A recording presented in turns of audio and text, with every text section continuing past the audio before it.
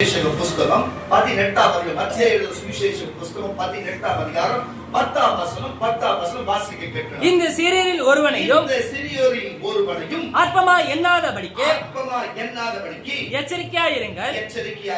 அவர்களுக்குரிய தேவதூதர்கள் பரலோகத்திலே என் பரமபிதாவின் சமூகத்தில் எப்பொழுதும் தரிசிக்கிறார்கள் என்று உங்களுக்கு சொல்லுகிறேன். இந்த சிறியரில் ஒருவனையும் அற்பமாய் எண்ணாதபடிக்கு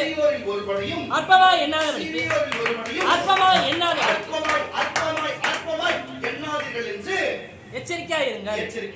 கர்த்தருடைய பிள்ளைகளே, பாருங்க இந்த வசனத்தை மத்தேயு எழுதின சுவிசேஷ புஸ்தகம் 18ஆம் அதிகாரம் 10ஆம் வசனத்திலே இந்த சிறியோரில் ஒருவனை எவனையோ அற்பமாய் எண்ணாதீர்கள் என்று வேதவசனம் சொல்லுகிறது. அப்போ ஏன் அற்பமாய் எண்ணக்கூடாது? அற்பமாய் எண்ணுகிறதுனால என்ன நடக்கிறது? அற்பம் என்று சொன்னா என்ன காரியம் இருக்கு? அற்பமாய் எண்ணாதீர்கள் என்று சொல்லுகிறாரு.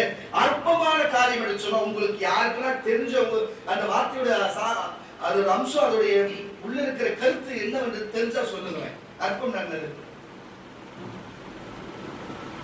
தெரியலீங்களா? தேவகர்பியூலா யாராவது சொல்லுங்கம்மா. சின்ன பிள்ளை அந்த கூட சொல்லுங்க. கிட்டத்தட்ட அந்த இடத்துல வருது. வேற நான் சொல்றது திருப்பி சொன்ன மாதிரி என்ன யாரு இது? என்னமா ஏளனமா நினைக்கிறதா? சரி, அடுத்தது வேற. அதோட தமிழ் அர்த்தம் என்று பார்த்தா சிறுமை. எப்படி? சிறுமை, இழிவு. இழிவான சொல் இழிவு. இழிவாய் நினைக்கிறது சிறுமை. ஞாபகம் வச்சுங்க. தமிழ்ல இத பாத்தீங்கன்னா இழிவு சிறுமை. பாயிண்ட் போட்டுங்க. அப்போ அற்பம் என்ற வார்த்தையோட சொல்லுடைய பொருளே சிறுமை, இழிவு. புரிஞ்சுங்களா? இப்ப இது புரிஞ்சிச்சு. நம்ம வேற என்ன சொல்லுதோ சிறுமையில நம்ம போயிடலாம். புரியுதா உங்களுக்கு? புரியதுக்காக சொல்ற சிறுமை, இழிவு, இந்த ரெண்டு அர்த்தமும் என்ன வார்த்தைக்கு வருகிறது? என்ன வார்த்தைக்கு வருகிறது என்று சொன்னா பாருங்க, அற்பம் என்ற வார்த்தைக்கு வருகிறது. கரங்களை தட்டி வரல சொல்லுங்க. அப்போ வார்த்தை புரியும். இந்த சிறியரில் வந்திருக்கிற கர்த்தருடைய பிள்ளைகள், உலகத்தில் இருக்கிற மக்களை இந்த சிறியோரில் ஒருவனையும் அற்பமாய் எண்ணாதபடிக்கு எச்சரிக்கையாயிருங்கள். அவர்களுக்குரிய தேவதூதர்கள் பரலோகத்திலே என் பரமபிதாவின் சமூகத்தை எப்பொழுதும் தரிசிக்கிறார் என்று உங்களுக்கு சொல்லுகிறேன். உங்களுக்கு இதோட அர்த்தம் நான் உள்ள போய் ஆழமா சொல்ல வேண்டியதில்லை. உங்களுக்கு இந்த வசனம் தெரியுங்கள? ஆமாங்களே சொல்லுங்க. நான் பேசும்போது புரிஞ்சிருக்கோம். ஆனா அங்க சொல்லப்படுகிற இவர்களை அற்பமா எண்ணாதீங்கன்னு சொல்றாரு. ஏன் அற்பமா எண்ணக்கூடாதுன்னு அவரே சொல்லிட்டாரு. அவர் என்ன சொல்றாருன்னா, இவங்களை நீங்க அற்பமா எண்ணாதீங்க. இவங்க பரமபிதாவை காண்றவங்களா இருக்கிறாங்க. இவங்க தூதர்கள் போய் பரமபிதாவை காண்றவராங்க, அடுத்த தரிசிக்கிறவங்களா இருக்கிறாங்க. அதனால அவங்க என்னுடைய பார்வையில இருக்கிறாங்க, அவங்க என்னுடைய பார்வையில, நான் அவங்க பார்வையில இருக்கிறேன். அதனால தயவு செய்து வெளி தோற்றத்தை பார்த்து யாரையும் விடப்பட்டு அவங்க அற்பமா அவங்க இழிவா நினைக்காதீங்க என்று அவர் சொல்லுகிற அர்த்தத்தில் தான் வருகிறது. ஆமான வழியில சொல்லுகிறேன் தான் வருகிறது. நான் உங்களை பார்த்து சொல்லுகிறேன், கர்த்தருடைய பிள்ளைகளே, திருமணமாகி 10 மாசத்துல பிள்ளை பெற்றவர்கள் இருக்கிறார்கள் சொன்னா, திருமணமாகி 10 ஆண்டுகளாய் பிள்ளை இல்லாதவர்களை பார்க்கும் பொழுது பிள்ளை பெற்றவர்கள் என்ன நினைப்பாங்கன்னா, பிள்ளை பெறாதவர்களை பார்த்து அவங்க மண்ணிட்டு தாயா இருக்கிறாங்க, பிள்ளை இல்லாதவர்களா இருக்கிறாங்க என்று சொல்லி அவங்களை பார்த்து பிள்ளை பெற்றவர்கள் என்ன சொல்லுவாங்கன்னு சொன்னா, அவங்க பார்த்து என்னவா நினைப்பாங்க? அற்பமாய் நினைப்பாங்க. இவங்களுக்கு என்ன குறையோ, என்ன சாபமோ, என்ன பாவம்னு சொல்லி அவங்களை பார்த்து அற்பமா நினைப்பாங்க. ஆனா அவங்களுக்குள்ள என்ன காரியம் இருக்குது? கடவுளுக்கு தான் வெளிச்சம். ஆனா அதை பார்த்து அற்பமா எண்ணக்கூடாது. அப்ப புரியுதா இல்லையா? ஒருத்தவங்களோட குறைகளை பார்த்து, இப்படிப்பட்ட ஒரு குறைகளை பார்த்து அற்பமா எண்ணுகிறது. சிலருடைய நிறத்தை பார்த்து அற்பமா எண்ணுகிறது. புரியுதா இல்லையா உங்களுக்கு? சில நிறத்தை பார்த்தாலே அற்பமா எண்ணுகிறது. சிலர் பார்த்து உடை, அவங்க அணிந்திருக்கிற வஸ்திரத்தை பார்த்தா ஒரு அற்பமா எண்ணுகிறது. அவங்களுடைய பேசுகிற வார்த்தை, அவங்க மொழிகளை பார்த்து அற்பமா இருக்கிறது. அவங்க ஜாதியை பார்த்து ஒரு அற்பமா எண்ணுகிறது. அவங்க இனத்தை பார்த்து ஒரு அற்பமா எண்ணுகிறது. இது போல ஜாதியில ஒரு அற்பமா ஒருத்தவங்க பார்த்து அற்பமா நினைக்கிறது, ஒரு இனத்தை பார்த்து ஒரு அற்பமா நினைக்கிறது, மொழியை பார்த்து அற்பமா நினைக்கிறது, பிள்ளைகள் என்று சொன்னா ஒரு அற்பமா நினைக்கிறது, பெண் பிள்ளையாவே பிறந்தா ஒரு அற்பமா நினைக்கிறது. இது போல ஆணும் இல்லாம பெண்ணும் இல்லாம அண்ணலா இருந்தா இருந்துச்சுன்னா அவங்களை பார்த்து அற்பமா நினைக்கிறது. உலகத்துல எவ்வளோ குறைபாடு உள்ள மாற்றுத்திறனாளிகளை பார்த்து அவங்களை பார்த்து அற்பமா நினைக்கிறது. இது போன்ற காரியம் எல்லாம் தேவனுக்கு பிடிக்காத ஒரு காரியமா இருக்கிறது. இந்த உலகத்திலே படைக்கப்பட்ட எல்லா சிருஷ்டியும் சிருஷ்டிகராகிய இயேசு கிறிஸ்துவாக தான் உண்டாக்கப்பட்டது. தனக்கென்றும் தன்னை கொண்டுமே உருவாக்கப்பட்டது என்று வேதம் சொல்லுகிறது. அப்போ எல்லா படைப்பும் அவர் தான் உருவாக்கினார். அவர் கைப்படவே நடந்தது, அவருடைய சிந்தையில் தான் நடந்தது, அவருக்கு தெரிஞ்சதை நடந்தது. தவிர அவர் படைக்கப்பட்ட ஒரு சிருஷ்டிகரை பார்த்து சிருஷ்டிகர் இன்னொரு சிருஷ்டி உண்டாக்கினதை பார்த்து அற்பமாய் நினைக்கும் பொழுது சிருஷ்டிகருக்கு எவ்வளவு கோபம் வரும். ஆமானவர்களே சொல்லுகிறேன், நானும் ஒரு படைப்பு, நீயும் ஒரு படைப்பு. நான் வந்து படைச்ச ஒரு பொருளை பார்த்து அவங்களை அற்பமா என்னன்னா எவ்வளவு அது தப்பான காரியம். அவர் படைச்சவர் என்ன நினைக்கிற சிருஷ்டிகரு, நான் படைச்ச ஒரு சிருஷ்டி, நீ வந்து நான் படைச்ச இன்னொரு சிருஷ்டியை பார்த்து நீ அற்பமான்றியா என்று தேவன் நம்ம அற்பமாய் நினைக்கிற சூழ்நிலை வந்துவிடும். தயவு செய்து சொல்லுகிறேன் கர்த்தருடைய பிள்ளைகள், இது யூடியூப்ல பாக்குற, பேஸ்புக்ல பாக்குற கர்த்தருடைய பிள்ளைகளே, எந்த ஒரு மாற்றுத்திறனாளியை பார்த்தாலும், எந்த ஒரு அன்னகர்களை பார்த்தாலும், எந்த சாதி மக்களை பார்த்தாலும், எந்த இன மக்களை பார்த்தாலும், யாரை பார்த்தாலுமே தயவு செய்து சொல்லுகிறேன், அவர்களை அற்பமா எண்ணாதீர்கள். அவங்க போடுகிற வஸ்திரத்தை பார்த்து அவர்களை அற்பமா எண்ணாதீர்கள். அவங்களுடைய ஆபரணங்களை பார்த்து அவங்க தங்கம் போடல, அவங்க வெள்ளி போடல, அவங்க விக்கிர கம்பல் போட்டாங்க, அவங்க கவரிங் போட்டிருக்கிறாங்கன்னு சொல்லி அவங்களுடைய உடைமைகளை பார்த்து அற்பமா எண்ணாதீர்கள். அவங்க வீடு வாசலை பார்த்து அற்பமா எண்ணாதீர்கள். அவங்க வைத்திருக்கிற வாகனத்தையும் அவங்களுடைய பொருளாதார வீழ்ச்சியை பார்த்து நீங்க அற்பமா எண்ணாதீர்கள். அப்படி அற்பமா எண்ணப்பட்டிருச்சுன்னா தேவன் அவங்களுக்கு அதிமதித்து தேவன் அவங்களுக்கு கொடுக்கப்பட்டதுதான் அவங்க பயன்படுத்தி வருகிறார்கள். உனக்கு கொடுக்கப்பட்டது நீ திருப்தியா இருக்கணும். நீ அவர்களை பார்த்து அற்பமா நினைச்சா தேவன் மனுஷனுக்கு மனுஷன் அற்பமா நினைச்சா போயிடுது. ஆனா தேவன் அற்பமா நினைச்சா நம்ம எங்க போவோம்? அதுதான் சொல்லுகிறேன், வந்திருக்கிற உங்களை பார்த்து சொல்லுகிறேன்.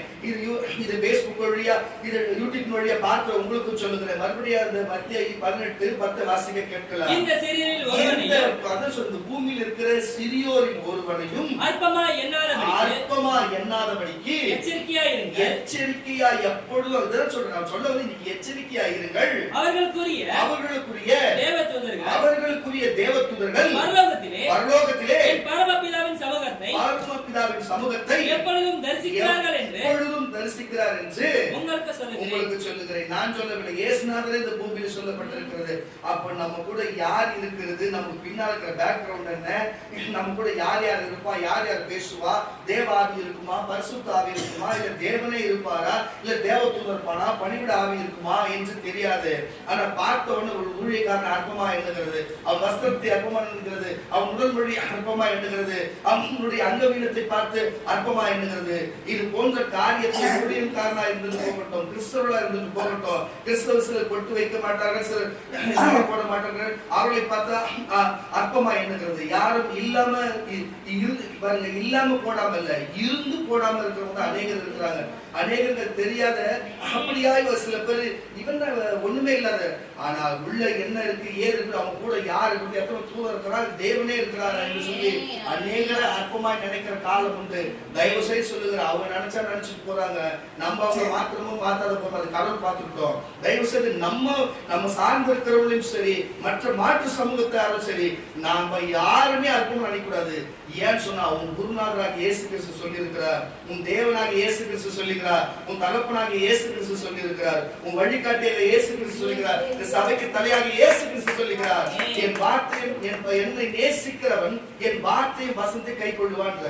அவன் என்ன நேசிக்கிறான்னு ஒருத்தன் சொன்னா என் வார்த்தையும் வசந்தையும் கை கொள்ளுவான். அப்படி கை கொள்ளா கடைசி நாள் என் வார்த்தையும் என் வசந்தையும் அவன் நியாயத்திற்கின்றார். உலகத்துல வேற எது நியாயத்துக்கு அவர் பேசுற மத்தேயு மார்க்கு யோவான்ல சொல்லப்பட்ட அந்த வார்த்தையே அவன் கடைசி நாள் நியாயத்திற்கு நான் சொன்னாலும் அவர் தான் சொன்னார். காரணம் கட்சி வேலையை சொல்லுவேன்.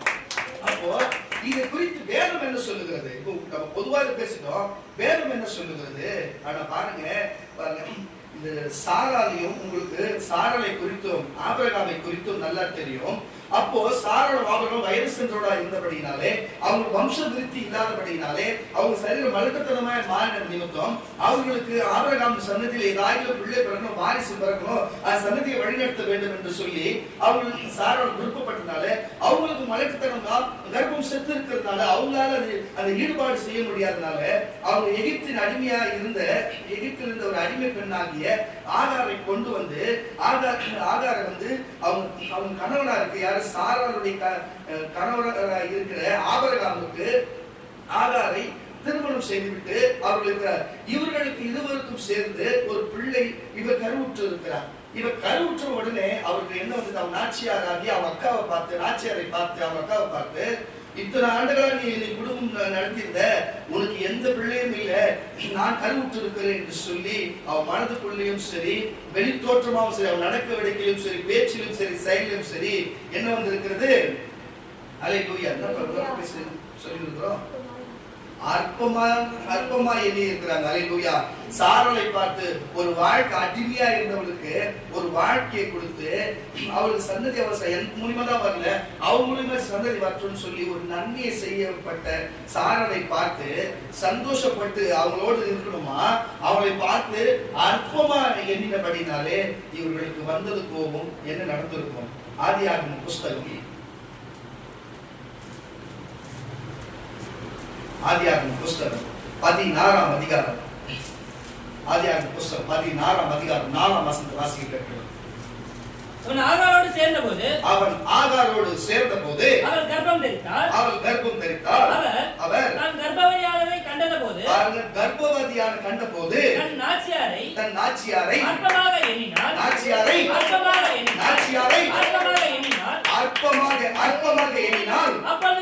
அப்பொழுது சாராய் ஆபிரகாமை நோக்கி எனக்கு நேரிட்ட அநியாயம் உமது மேலே சுமரும் என் அடிமை பெண்ணை உம்முடைய மடியிலே கொடுத்தேன். அவள் தன்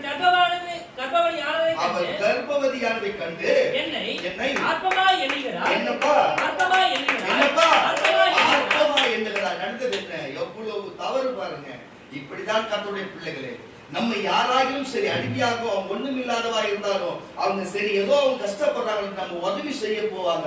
நம்ம கிறிஸ்தவனுக்கு இதே வேறதான். அவங்களுக்கு கஷ்டப்படுறாங்களே அவங்களுக்கு உதவி இல்லையே இவங்க இப்படி இருக்கிறாங்க அப்படி இருக்கலாம்னு சொல்லி அவங்களுக்கு நம்ம உதவி பண்ணி வாழ்க்கையில ஒரு தரத்தை கொடுத்து அவங்களுக்கு ஜபித்து அவங்க நன்மையை செய்யும் பொழுது இவர்களுக்கு ஒரு தெம்பும் ஒரு மதப்பும் வந்தோடனே அவங்க நினைச்சுப்பாங்க இது எல்லாத்தையும் கடவுள் தான் செஞ்சுட்டா இருந்து. புரியுதா இல்லையா? என்னடா இப்படி பேசுறேன்னு நம்ம கடவுள்கிட்ட கேட்டு ஆண்டவரே அவங்களுக்கு வாழ்க்கை கொடுங்க அவங்க நன்மையை செய்ய நம்ம கெஞ்சா கஷ்டப்பட்டிருப்போம். நான் சொல்றேன் ஆகார வந்து ஆபரகாம் திருமணம் செய்து தேவன் தான் கொடுத்தாரா? தேவன் கொடுத்தாருன்னு ஒரு அழிய சொல்லுங்க. இல்ல அப்ப தேவன் கொடுக்கலன்னா கூட மனுஷனா கொடுக்க முடியும் உணர்தா? இப்படித்தான் நம்ம நிறைய இடத்துல மாட்டிக்கிறோம். அவர் சொன்னது சாராளுக்கும் ஆபிரகாமுக்கும் தான் பிள்ளை பிறக்கணும். அதுதான் சன்னதி வானத்து நட்சத்திரம் பூமி மணல் பெருகத்துக்கும் நான் பிள்ளைகளை கொடுப்பேன் ஆசீர்வதிப்பேன்னு சொன்ன பார்த்த இவங்க அவசரப்பட்டு பண்ணதுக்கு இவங்க பண்ண தப்பு தான். ஆனா தப்பு இருந்தா கூட அவங்க ஒன்றும் கொலை பண்ணலையே ஒரு சன்னதி தான் உருவாக்க செஞ்சாங்க. ஆனாலும் அது நம்ம ஆதார பாக்குற வரைக்கும் பாத்தீங்கன்னா அடிமையா இருந்தவளுக்கு ஒரு சுகபோகமான வாழ்க்கை கொடுத்தது சந்தோஷம் தானே. ஆகாருடைய பார்வையிலிருந்து பார்த்தா எப்படி நினைக்கணும்? ஐயோ நான் அடிமையா வேலை செஞ்சு வேலை வெட்டி பார்த்து அப்படி நம்ம கஷ்டப்பட்டிருந்தோம்.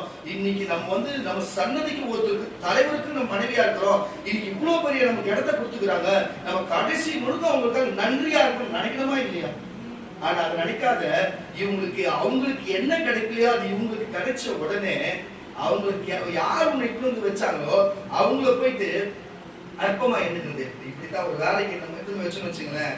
உங்களுக்கு உங்க வாழ்க்கையில இருக்கும் ஒரு வேலையை எடுத்து போய் வச்சிருப்போம். கடைசியில பார்த்தா நம்மள அவங்க அற்பமா நினைச்சிட்டோம். முன்னேறி போனது போல அவங்க நம்மளோட திறமையா இருந்து போயிட்டு அது வேற. ஆனா நம்மளை குறை சொல்லி ஒண்ணும் கிடையாது. ஒண்ணும் இல்லை நான் செஞ்சு தவறு.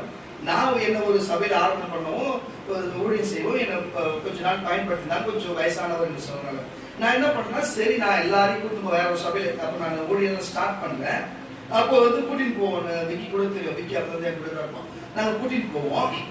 கூட்டின்னு போற இடத்துல சரி ஒரு குடும்பம் கஷ்டப்படுறது இட்டுன்னு போய் சபையில விட்டேன்.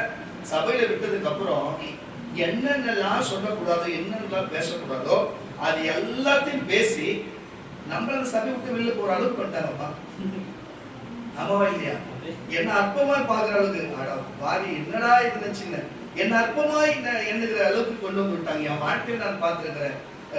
ஏஞ்சல் ஞாபகம் இருக்காங்க. ஏஞ்சல் வலையில சொல்ல வாங்க கூடாது இல்லையா? அதான் ஒரு சத்தம் இல்லை. எதுக்கு இது நான் சொல்லுங்கன்னு சொன்ன கர்த்தருடைய பிள்ளைகளே இப்படிப்பட்ட காரியம் செய்து, ஆனா அவங்க நீண்ட நாட்கள் இருந்தாங்களா இல்லையா? இப்போ அவங்க பல சபைக்கு மாறி போயிட்டாங்க. ஆனா கர்த்தர் அதுக்கப்புறம் நான் அங்கிருந்து வெளில வந்ததுக்கப்புறம் நான் சபை ஆரம்பிச்சு இன்னைக்கு நான் சபை வச்சிருக்கிறேன். ஹல்லேலூயா. இதை நான் எதுக்கு இதை சொல்லுவேன், அவர் விசுவாசியா தான் போனோம். இதுல வந்து எங்களை வீடு தேடி வந்து நச்சரிச்சு ஒரு 10 எப்படி சொல்றது 3 மாசமா எங்களை தேடி தேடி தேடி வாங்க வாங்கன்னு கெஞ்சி கெஞ்சி கெஞ்சி கெஞ்சி கூப்பிட்டு இருந்தா நாங்க போனோம். இல்லைன்னா நாங்க யார் வீட்டுக்கும் போக மாட்டோம், எங்கேயும் நாங்க இந்த சபைக்கு போக மாட்டோம். நான் பாட்டு நடப்பேன். எதுக்கு இதை சொல்லுவேன்னு சொன்னா, நம்ம கூப்பிட்டது நிமித்தம் நம்ம போனதுனால நம்ம எத்தனை ஒரு 30-40 பேர்கிட்ட வயசு பசங்க அவ்வளவு பேர் சபைக்கு போனேன். புரியுதா இல்லையா?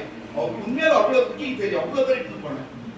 என்னத்த சொல்றது, யார் மூலியமா நடக்குது, யார் மூலியமா எது நடக்குதுன்னு புரிஞ்சுக்கணும். கோயில் மூட்டுறவங்களும் நாட்டு வேலை பார்க்கிறவங்களுக்கும் அற்பமா எண்ணுகிறவர்களுக்கும் இப்படிப்பட்ட காரியம் நடந்த பிறகு நான் என்ன பண்ணேன், சரி நான் வெளில வந்தேன். இது எதுக்கு சொல்றேன்னா, இப்படி சரி இப்படி பண்ணா நல்லா இருக்குன்னு சொல்லி ஆகார போய் கொண்டு போய் சாரால் இந்த மாதிரி செய்யறாங்க.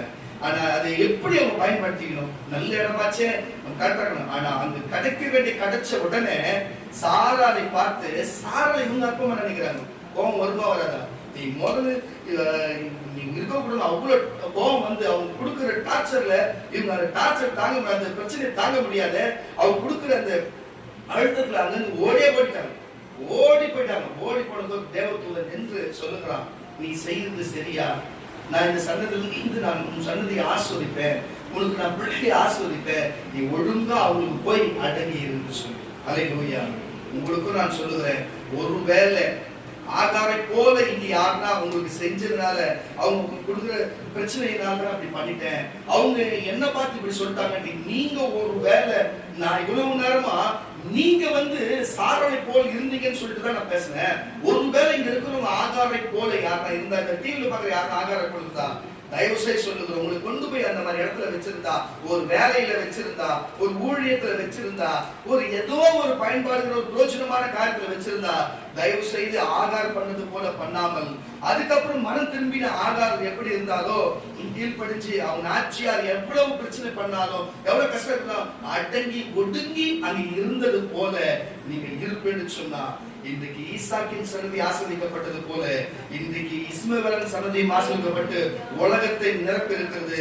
அது தப்போ சரியோ, ஆனா தேவனுக்கு உண்மையா இருந்தால கர்த்தர் அதையும் ஆசீர்வதித்தார். நான் சொல்லுங்க, கரங்களை தட்டுடல சொல்லுகிறேன், அது சரியா தவறோ நடந்து போச்சு.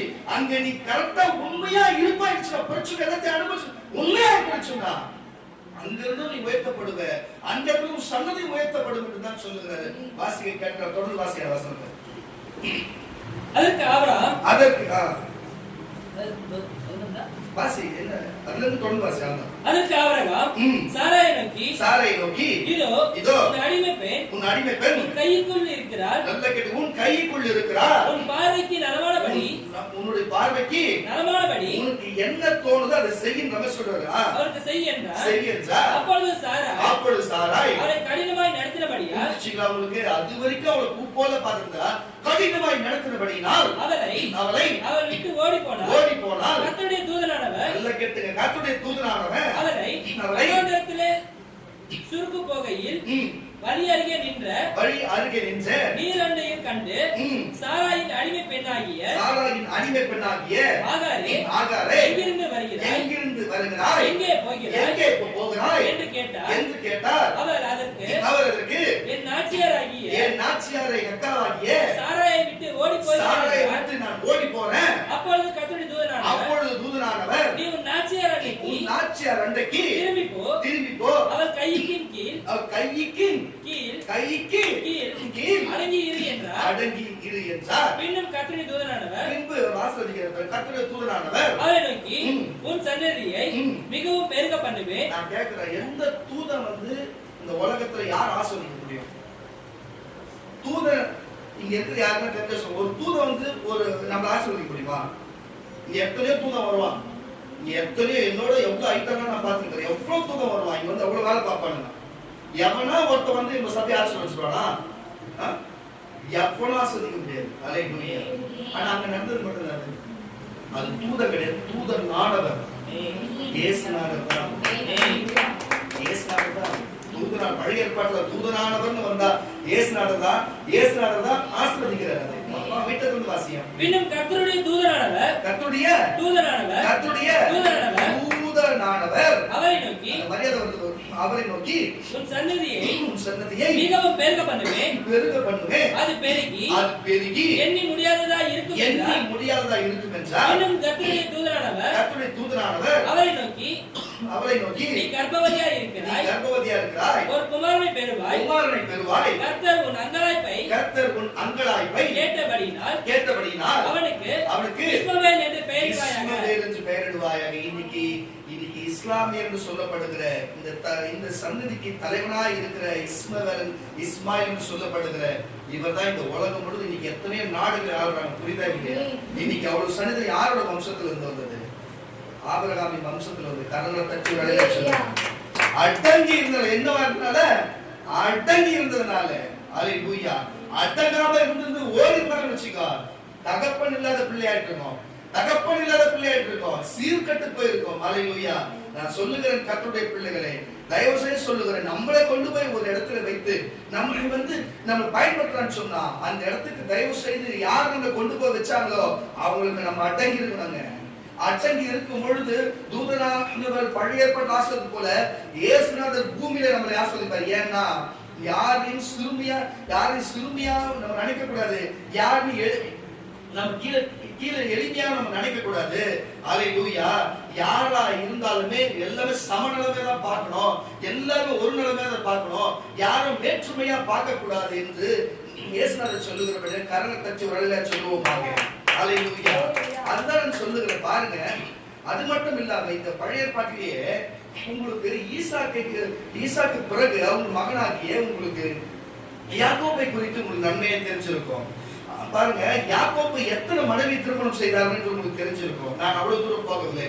பாருங்க, யாக்கோப்புடைய மாமாவோட வீட்டிலே யாக்கோபு நீண்ட நாட்களாய் அவர் வேலை செய்து வருகிறார். சுமார் 14 வருஷம் செய்கிறார். முதல் 7 வருஷம் செய்கிறார். அவங்க மாமா என்ன சொல்லுகிறார் சொன்னா, 7 ஆண்டுகள் எனக்காக நீ எங்க வீட்டிலே இவ்வளவு ஆடுகளை மாடுகளை மேய்த்திருந்தபடினாலே நான் உனக்கு என் வீட்டுல இருக்கிற பொண்ணை தரேன்னு சொல்லி அவர் நேசிக்கிற பொண்ணு வந்து பாத்தீங்கன்னா ராகேல் தான் நேசிச்சாரு. ஆனா வீட்டுக்கு முதல் பொண்ணா இருக்கிறது லேயாள். ஆனா என்ன செய்யறாங்க, லேயாளை திருமணம் செய்து விடுகிறார். இவர் லேயாளை திருமணம் செய்து விட்டாலும் கூட அவருடைய எண்ணமெல்லாம் யாருமே ராகேல் மேலே இருக்கிறது. நான் சொல்லுகிறேன், நல்ல வீரமுள்ள ஆம்பளையா இருந்தா அவர் என்ன சொல்லிருக்கணும், நான் வேற யாருக்குன்னா உங்க பொண்ணை ஃபர்ஸ்ட் பொண்ணை கட்டி கொடுங்க, நான் இன்னொரு 7 வருஷம் வேலை செய்யறேன், நான் யார் நேசிக்கணும் எங்களுக்கு அவர் கட்டி கொடுக்கணும்னு சொல்லணும். நியாயமா? நியாயம் இல்லை. நியாயமா ஒரு அளவுக்கு சொல்லுங்க. இது நான் இங்க கருத்து தான் பேசுறேன். பைபிள்ல எல்லா கதையும் இருக்குது, அது தெளிவா பேசணும், அவ்வளவுதான். புரியுதா? இவர் என்ன பண்ணிட்டாரு, 7 வருஷம் வேலை செஞ்சு அப்பா சரி ஏதோ ஒன்று வருது நம்ம ஏது குடுவானு கல்யாணம் பண்ணிக்கல, தப்பு இல்ல. அது நீ யார் நேசி யாரை லவ் பண்ண, யார் நேசி யாரை லவ் பண்ண, யாரை உனக்கு பிடிச்சது? உனக்கு ராகேல் தானே பிடிச்சது, ராகேலுக்கு தெரிஞ்சுன்னு ஓடல. இப்ப ராகேல் கல்யாணம் பண்ணிக்கலாம்ல. நான் இன்னும் 7 வருஷம் வேலை செய்யணும்னு சொல்லிட்டு அப்படி இல்லை. அவங்க 7 வருஷம் வேலை செஞ்சதுக்கு சரி எது பெஸ்ட் பண்ணணும்னு சொல்லிட்டு ஃபர்ஸ்ட் பண்ணி கல்யாணம் பண்ணிக்கிறாரு. திருப்பி ஒரு 7 வருஷம் லவ் கொஞ்சம் ரொம்ப முத்து நல்லா பண்ணிக்கிறாரு. இன்னொரு 7 வருஷம் வேலை செஞ்சு ராகேலே கல்யாணம் பண்ணிக்கிறாரு. புரியுதா இல்லையா உங்களுக்கு? நல்லா புரிஞ்சு கொள்ளுங்க. இவளுக்கு கல்யாணம், லேயாருக்கு கல்யாணம் ஆகி அவங்க பிள்ளை பிறக்காத வரைக்கும் அவங்களுக்குள்ள என்ன ஒரு குழந்தை இல்லைன்னு சொல்லி மன கவலையா இருந்து அற்பமா எண்ணப்படுகிற போல இருந்தாதான் யாருடைய பார்வைக்கு யாக்கோபுடைய பார்வைக்கு அற்பமா எண்ணப்படுகிறது போல இருந்தாலும் நான் சொல்லுகிற கர்த்தருடைய பிள்ளைகளே, எல்லாத்தையும் கர்த்தர் பார்த்து கொண்டுதான் இருக்கிறார், எல்லாத்தையும் பார்த்து கொண்டுதான் இருக்கிறாரு. இன்றைக்கு சொல்லுகிறேன், நம்ம ஒருத்தவங்க நேசிக்கிறோம் என்று சொன்னா நேசிக்கிறவங்களோட போயிடணும். அது நியாயமானதா இருக்கும் உனக்கு. இல்லைன்னா நேசிக்காம இருந்து வீட்டிலே பார்த்து திருமணம் செய்யும் பொழுது திருமணம் செய்துவிட்டு நேசிக்கணும். எப்படி? இந்த உபதேசம் கேட்கறதுக்கு முன்பு எப்படியோ ஒண்ணு நேசனோட போயிடணும். அது என்னவா இருந்தாலும் நின்று சமாளிச்சு அது திருமணம் செய்து விட்டு போயிடணும். இல்லைன்னு சொன்னா அவன் நேசிக்கிறது ஒருத்தர், திருமணம் செய்கிறது ஒருத்தர் சொன்னா யாரு நீங்க அற்பமா நினைக்கிறீங்க? அப்ப ஏற்கனவே நேசிச்சது பாவத்தின் நிமித்தம் அவங்க அற்பமா நினைக்கிறீங்களா? ஆம்பளை அந்த எல்லாரையும் சொல்லுகிறேன், எல்லாரும் அப்ப ஏற்கனவே நேசிச்ச பொண்ணெல்லாம் அற்பமானவர்களா நான் கேட்கிறேன். இல்ல பெண்களை பார்த்து கேட்கிறேன், அப்ப ஏற்கனவே நேசிச்சவர்கள் எல்லாம் அற்பமானவர்களா? தப்பா இருக்கா இல்லையா? நம்மளுடைய வாழ்க்கை முறையை தப்பாகுதா இல்லையா? அல்லேலூயா. அதனால அவர் தவறான காரியத்தை செய்து விட்டார். என்னன்னா அவர் முதல் வேணாமாமா நான் ராகிலை திருமணம் செய்து கொள்ளுகிறேன், லேயால் வேணாம் சொல்லிடலாம். அதையும் திருமணம் செய்து விட்டு அதை அற்பமா நினைச்சு இதையும் நேசி எல்லாருக்கும் மனக்கானா இவங்க என்னதான் நினைச்சாலும் தேவன் அற்பமா நினைக்காமல் அவர் கேட்டதை செய்து தேவன் பெரிய வல்லமுள்ள தேவன் என்பதை நிரூபித்து காண்பித்தார். அல்லேலூயா. கரங்களை தட்டி வரலா சொல்லுங்க. எதுக்கு நான் சொல்லுகிறேன்னு சொன்னா பாருங்க, ஆதியாகமம் புஸ்தகம் 29ஆம் அதிகாரம், ஆதியாகமம் புஸ்தகம் 29ஆம் அதிகாரம் 31ஆம் வசனம் வாசிங்க. ஆதியாகமம் புஸ்தகம் 29ஆம் அதிகாரம் 31ஆம் வசனம். லேயாள் அற்பமாய் எண்ணப்பட்டார். அவர்களை பற்றி என்ன ஒரு விசுவாசம். லேயாள் பாருங்க, யாருடைய பாருங்க, லேயாள் அற்பமாய் எண்ணப்பட்டா என்று கர்த்தர் கண்டு பாருங்க தெரிஞ்சிச்சா. மனுஷனுடைய அவன் ஈசாக்கா இருக்கட்டும், யாக்கோபா இருக்கட்டும், யார் ஆபிரகாமா கூட இருக்கட்டும், தேவன் தான். அல்லேலூயா. பாருங்க, ஆபிரகாமை தேவன் நேசிச்சாரு வழியில சொல்லுங்களேன். என்ன தப்பு தெரியுமா? ஆபிரகாமை தேவன் நேசிச்ச ஒரு அழகே சொல்லுங்களேன். அவர் மனைவி சாரா நேசிச்ச ஒரு அழகே சொல்லுங்களேன். ஆனா ரெண்டு பேருமே தேவன் இவங்க பக்கத்துல இருந்தாரு. ஆனா ராகேல் அங்க பாத்தீங்கன்னா ஆபிரகாமின் நாட்கள்ல அந்த இடத்துல ஆகார் பக்கம் ஆகார் அடிமைப்பட்டு தேவனுக்கு தெரியாது. ஆனா அவங்களுக்கு திருமணம் செஞ்சு வச்சுனா பிள்ளை அவங்களுக்கு உண்டான பிறகு என்ன வச்சு அவங்களை இவங்க பண்ற காரியத்தை பார்த்த உடனே அவங்க ஓடி போன வயிற்று பிள்ளை வச்சு ஓடி போனது தேவன் எவ்வளவு மனசு இறங்கி வந்து ஏமா இந்த மாதிரி பண்ற, எங்கமா போற, போய் நாச்சத்தை அடங்கிருமா, போமா உங்க பிள்ளைய நான் ஆஸ்வதிப்போம். ஆஸ்வதிதான் சட்டம் தான், சட்டம் இருக்குதா அவங்களுக்கு, அவங்க ஆஸ்வதிக்கணும்னு சொல்லிட்டு நீ போமா. ஏன்னா ஆபிரகாமை நேசித்த தேவன், ஆபிரகாமின் வயிற்றில் இருக்கிற ஆபிரகாமுடைய பிள்ளையா இருக்கிற யாருடைய வயிற்றுல, ஆகருடைய வயிற்றுல பிள்ளை ஆபிரகாமுடைய இருக்கிறதுனால தேவன் அவளையும் நேசித்தார்.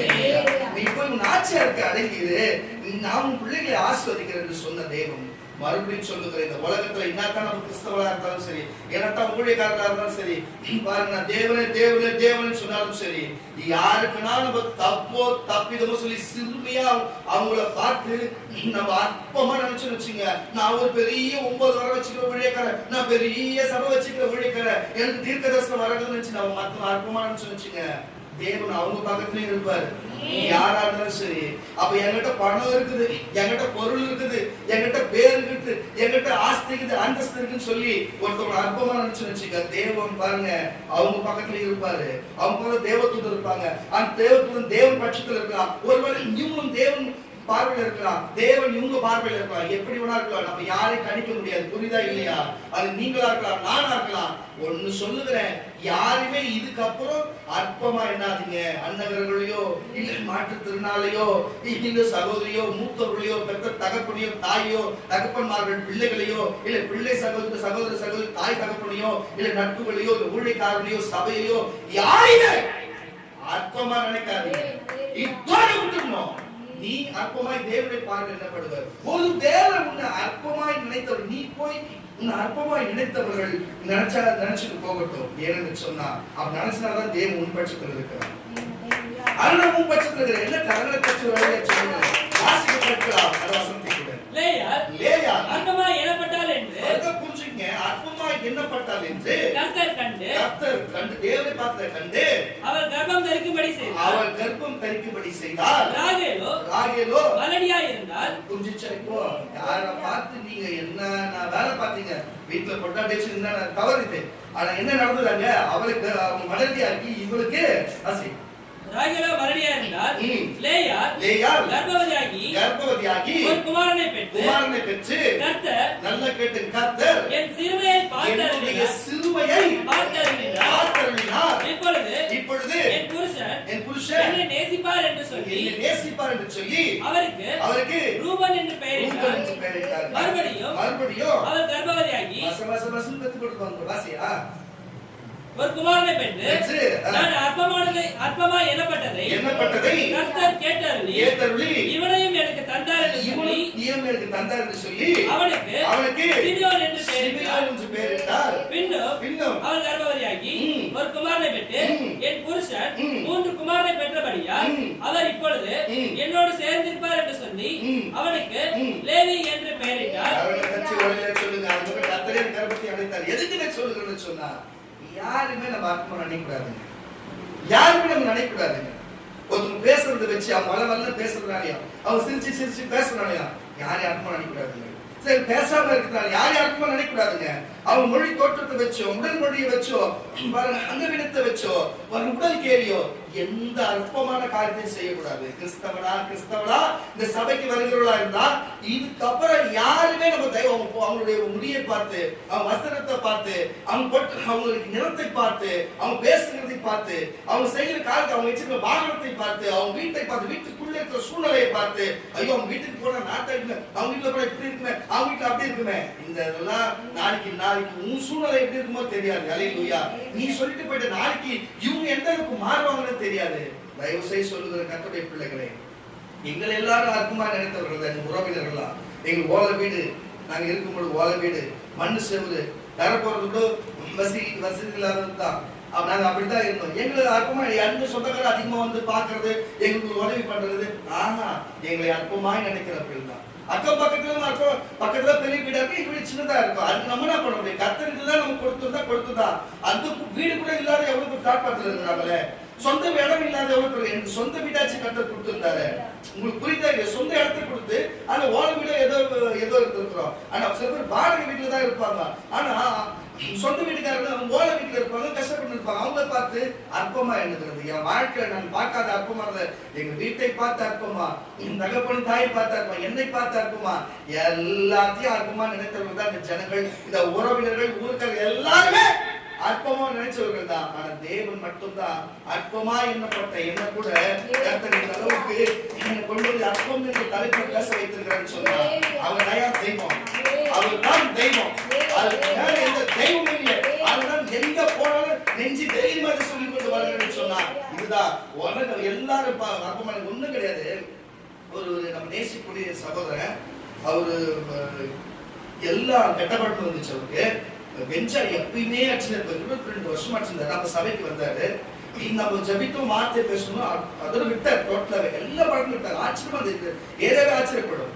அப்ப ஆச்சரியப்பட்டு இருக்கும்போது எனக்கு தெரிஞ்ச அவரும் சகோதரன் தான், என்னப்பா எப்படி இருக்கு, எல்லாம் சுத்தமா இருக்கிறீங்க, பக்கம் வைக்கிறீங்க, எப்படி சர்ச்சைக்கு போடுனான்னு கேட்டா, உச்சிக்கிட்ட தான் சர்ச்சைக்கு போடணும். அவங்கிட்டயா? அவங்கிட்ட போய் நீ என்ன சொல்ற? அவங்கிட்ட போய் எவ்வளவு அற்பமான எண்ணம், எவ்வளவு அற்பமான எண்ணம். அவன் பொண்டாட்டி ஓடி போய் 6 இடசை காணும். அதுக்கு நாங்க பல நாள் உபவாசத்தை ஜபிச்சு இந்த தேதி இந்த நாள்ல வந்து தீர்க்கதை சொல்லி அந்த தேதி அந்த நாள்ல வந்து அந்த அற்புதத்தை கர்த்தர் செய்திருக்கிறார். அற்பமான எண்ணங்கள், புரியுதா இல்லையா? அதுன்னா அது எனக்கு ஒண்ணும் புரியல. ஏன் எங்களை பார்த்தா மனுஷனா தெரியல, எங்களுக்கு தேவாதி இருக்காரா? என்னப்பா அவகிட்ட போய் அப்படி அவகிட்ட போய் நான் சொல்லுகிற கர்த்தருடைய பிள்ளைகளே, நம்மளை பார்த்தே ஊழியத்தை ஆரம்பிச்சாங்க, நம்மளை பார்த்தே எல்லாமே செஞ்சாங்க, நம்ம கூட பைபிள் வச்சாங்க, எல்லாம் கதையை பண்ணாங்க. இன்னைக்கு எங்க போனாங்கன்னே தெரியல. வேற ஒரு திருமணம் செய்துவிட்டு வாழ்க்கையே எங்க போச்சுனே தெரியல. ஊழியத்தையும் காணும், ஆளும் காணும், அட்ரஸும் காணும். ஆனா நான் இங்கதான் இருக்கேன். நான் ஒரு 4 பேர் வச்சிருந்தேன். இந்த வீட்டுக்குள்ள சாமம் போட்டிருப்பேன். இந்த சாமான்ல கொஞ்சோண்டு இடக்காலம் தான் நடத்திருந்தேன். இன்னைக்கு 2 வீடியோ இடிச்சு பின்னாலதையும் வச்சிருக்கேன். நான் பஸ் சர்வீஸ் வைப்பேன், 2வது சர்வீஸ் வைப்பேன், நான் ஏசி போடுவேன், எல்லாத்தையும் போடுவேன். நான் சொல்லுகிற கர்த்தருடைய பிள்ளைகளை, கர்த்தர் என்ன விருத்தி அடைதான் வச்சிருந்தாரு. நீங்க இருக்கிற இடமே கடகாரி பண்ணி போன கதையை போச்சு. அல்லேலூயா. யாருக்குமா நினைக்கணும், நான் யாரு வந்தாலும் நான் நேசிப்பேங்க. என்னை வந்து சண்டை போட்டு என்னை சபிச்சுட்டு எவ்வளவு திட்டிட்டு என்னை பிரச்சனை பண்ணிட்டு போன எவ்வளவு பேர் வந்தாலும் சரி, அவன் முகம் சுளிக்காம எப்பவும் போல நேசிக்கிற என்ன இருக்கு. ஏன் கேட்ட என் பிள்ளை ஏசுனாரு இருக்கிறாரு. என் பசங்க சொல்லுவாங்க, நீங்க அவங்க கிட்ட பேசுறீங்க, ஏன் அப்படி பண்ணிருப்பாரு, அதுங்களுக்கு தான் தெரியும். அது என் மேல இருக்கிற அன்பு நிமித்தம் சொல்லுங்க. நான் அதுங்க பேச்ச கேட்க மாட்டேன், என்ன பண்றதுன்னு சொல்லி எல்லாரும் நேசிப்பேன். அதனாலே சில நேரத்தில் பேச மாட்டாங்க, அப்புறம் புரிஞ்சுப்பாங்க. எதுக்கு சொல்றேன்? யாருமே நாங்க அற்பமா நினைக்கிறது. அவனும் கர்த்தருடைய பிள்ளைதான், அவனும் கர்த்தருடைய பிள்ளைதான் என்று நாங்க நேசிக்கிறேன், நம்மளே போலதான் சொல்லிட்டு. ஆனா அவங்களுடைய என்னன்னா, இவனுக்கு யாரு இருக்குது, இவனுக்கு ஏது இருக்குது, இவனுக்கு என்ன பண்ணிடுவாங்க, நம்ம பெரிய ஆளு. இவங்களுக்குள்ள ஒரு நடப்பு. வானத்தின் பூமியை சந்தசராசங்களை உண்டாக்கின கர்த்தருடைய ஆவியானவர் யார் கூட இருக்கிறாரு. உலகத்துல எங்க என்ன நடக்கும், ஏது நடக்கும், ஆயுசு நாட்கள் நீ எவ்வளவு நாள் வாழ்வ, நீ இருப்பியா, ஆட்சிகள் சாவியான்னு கூட சொல்ல முடியும். எதுக்கு நான் சொல்றேன், கர்த்தருடைய பிள்ளைங்களே, அவங்களுடைய எண்ணங்கள் அவ்வளவுதான் அற்பமான எண்ணங்கள், கொச்சிருப்பு எண்ணங்கள். இது இருந்தாலும் அற்பமான ஒருத்தவங்க கொச்சிருப்பு பொறாம எண்ணங்களா, அவன் மற்றவங்க பார்க்கும் போதுதான் அற்பமா எண்ணுவான். புரியுதுங்களா இல்லையா? சமமா நினைக்க மாட்டான். ஜாதி ஜாதிகிற மொழியை பார்த்து எல்லாமே சமமா யார் வந்தாலும் சரி, எந்த மொழிக்காரன் வந்தாலும் எல்லாருமே அப்படிதான் பேசுவேன், எந்த இடத்துக்காரன் வந்தாலும் பேசுவேன், எந்த ஜாதிக்காரன் வந்தாலும் பேசுவேன். எல்லாரும் சமமா உட்கார வச்சு பேசுவேன், சமமா வீட்டுக்குள்ள சாப்பிடுவேன், சமமா சாப்பிடுவோம். எல்லா சபையில இருந்தாலும் சரி எல்லாரும் ஒன்னாத போப்ப உங்களுக்கு தெரிஞ்சுன்னு நினைக்கிறேன். ஏன் சொல்லுகிறேன், நீங்கள் அப்படி பார்க்க வேணும். தேவன் அதான் விரும்புகிறார். தேவன் புறஜாதி என்றும் யூதன் என்றும் பார்க்காமல் சமமாய் பார்த்த தேவன். அல்லேலூயா. கரங்களை தட்டி வழியில சொல்லுங்க. பிட்டர் வசந்த வாசி. எதுக்கு இதை சொல்லுகிறேன்னா பாருங்க, சங்கீதக்காரன் தாவீது சொல்லுகிறார் 22ஆம் சங்கீதம், சங்கீதங்களின் புஸ்தகம் 22ஆம் சங்கீதம் 24 வாசிக்க கேட்கலாமே.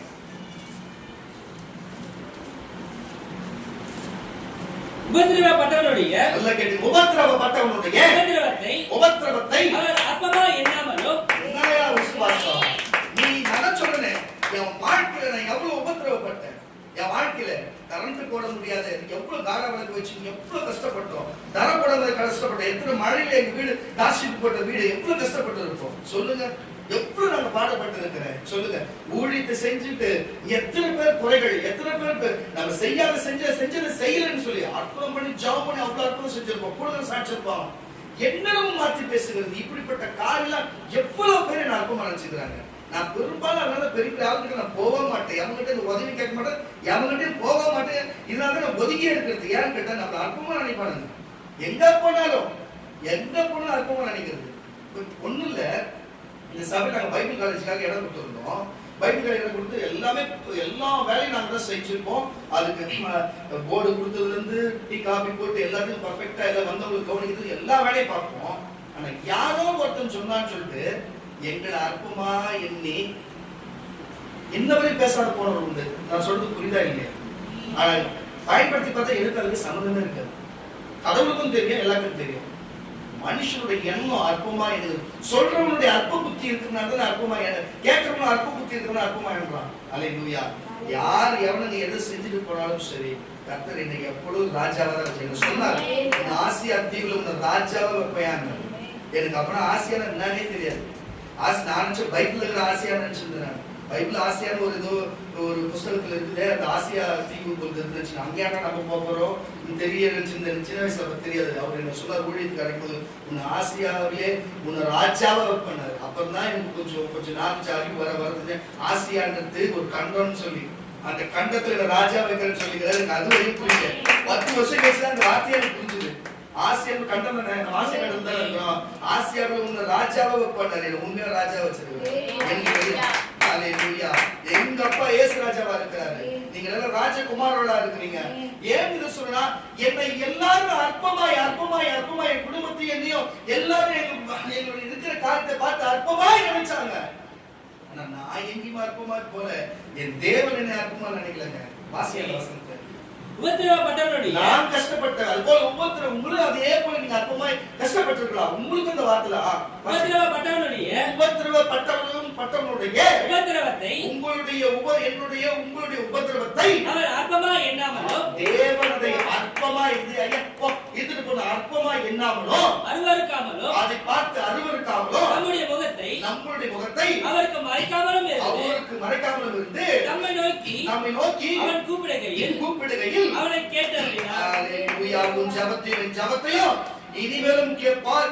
ஏற்கனவே கேட்டுக்கொண்ட கல்வியோட சொல்லுங்க. தேவன் நம்மளுக்கு ஒருபோதும் அற்பமா எண்ணுகிறதுல மனுஷன் ஊழியக்காரன் பார்க்கிறது போல, சக விசுவாசி பார்க்கிறது போல, உலக மக்கள் பார்க்கிறது போல தேவன் நம்மளை பார்க்கல. நம்மள அவர் எப்பொழுதும் அற்பமா நினைக்கல. சிறு குச்சம் பழுக்கத்தோதும் சொல்லுவாங்க. புரியுதா உங்களுக்கு? அது நம்ம அற்பமா நினைக்காமல அவருக்கு தெரியும். ஏன் எங்க அப்பா கூட தான் தேவன் ஓடுவார். எங்க அப்பா வச்சு ஊழியம் செஞ்சிருக்கலாம்ல சொல்லுங்க. எத்தனையோ பேர் இருந்தாங்க என் கூட. இந்த பசங்க நல்லா படிச்ச பசங்க, எல்லாருக்கும் நல்ல ஞானமான அறிவுள்ள பசங்க. ஏன் அவங்கள வச்சு நடத்த வச்சிருக்கேன். எனக்கு ஒரு படிப்பும் தெரியாது, ஒண்ணும் தெரியாது. நான் படிக்கவே வரலன்னு தான் ஸ்கூல்ல விட்டு நின்றேன். நான் ஒழுங்கு கொஞ்சம் படிச்சிருந்தேன்னா நான் ஒழுங்கா போலீஸ் ஆயிருப்பேன். நான் அப்படி போயிருப்பேன். ஆனா எனக்கு படிக்கவே தெரியாது. இன்னைக்கு படிப்பு சம்பந்தப்பட்ட பைபிள் படிச்சு உங்களுக்கு சொல்ற காரியம் சொல்ல வச்சுக்கிறாருன்னா நான் என்ன அற்புதமா நினைச்சேன், இவன் எங்கட வர போறான், மெக்கானிக்கால தான் போது கடைசியில அப்பதான் செய்யணும் போல நினைச்சிட்டு இருக்கலாம். ஆனா இன்னைக்கு கர்த்தர் எங்க அற்புதமா நினைக்காம இன்னைக்கு இது இப்ப இங்க நீங்க கேக்குறீங்க. ஆனா இந்த யூடியூப்ல எத்தனை ஊர்ல பார்க்கணும்னு நினைச்சா பார்க்கலாம், உலகம் முழுவதும் பார்க்கலாம்ல, ஒரு நாள் பார்ப்பாங்க, எந்த மாற்றமும் இல்ல. தேவன் நம்மள அற்புதமா நினைக்கல, அதுதான் உங்களையும் அற்புதமா நினைக்கல. தயவு செய்து புரிஞ்சுக்க, நீங்க என்ன வேலை செஞ்சிருக்கலாம், என்ன வேணா பண்ணிருக்கலாம், உங்களை அவர் அற்புதமா நினைக்கல. அதனால நீங்க என்ன பண்ணணும், யாரையும் அற்புதமா நினைக்கூடாது, நீங்க யாருமே அற்புதமா நினைக்கூடாது. அதுதான் நான் சொல்ல வருகிறது. நீங்க யாருமே அற்புதமா நினைக்காது சொன்னா உங்களுக்கு அது நன்மையை தரும். கர்த்தருடைய பிள்ளைகளே, அது உங்களுக்கு நன்மையை தரும். யாருமே நம்ம அப்படி நினைக்க கூடாது. அப்படி நினைக்கும் போதுதான் நமக்கு அது வேதனையை தான் தருகிற காரியமாக இருக்கிறது. கர்த்தருடைய பிள்ளைகளே, வாசிக்க கேட்கலாம். எசேக்கியேல் புஸ்தகம் 22ஆம் அதிகாரம், எசேக்கியேல் புஸ்தகம் 22ஆம் அதிகாரம் 7ஆம் வசனத்தை கூட சீக்கிரமா. எசேக்கியேல் புஸ்தகம் 22ஆம் அதிகாரம் 7ஆம் வசனத்தை கூட வாசிக்க. உன்னில் உள்ள தாய், பாருங்க, உன்னில் உள்ள தாய், தகப்பன் ஆத்மாவாய் எண்ணினார்கள். கரணத்தச்சுவர்களே சொல்லுவோம். பாருங்க, எத்தனையோ பிள்ளைங்க இது உருப்படுமா, இது உருப்படாத போகுமா, இது சரியா இருக்குமா, வழங்குமா வழங்காத போகுமான்னு சொல்லிட்டு கூட நம்மள நினைக்கலாம். என்ன பார்த்து கூட எங்க அப்பா சொன்னாரு, நீ ஊழியம் செய்யறன்னு போறேடா, எங்களுக்கு சோறு எங்களுக்கு யாரா சோறு போடுவான்னு கேட்டாரு. இத்தனைக்கும் அவர் நல்ல பாட்டு எடுக்கிறவர், பாட்டு பாடுற சர்ச்சில் சகல ஆர்டர் பண்றவர், அவரு பாஸ்டர் அசிஸ்டன்ட் பாஸ்டராகவே போறவர், வேற யாரும் கிடையாது. புரியுதா உங்களுக்கு? அவர் வீட்டுல ஆல்ரெடி நான் உட்கார வச்சுதான் சோறு போட்டுக்கிறேன். புரியுதுங்களா?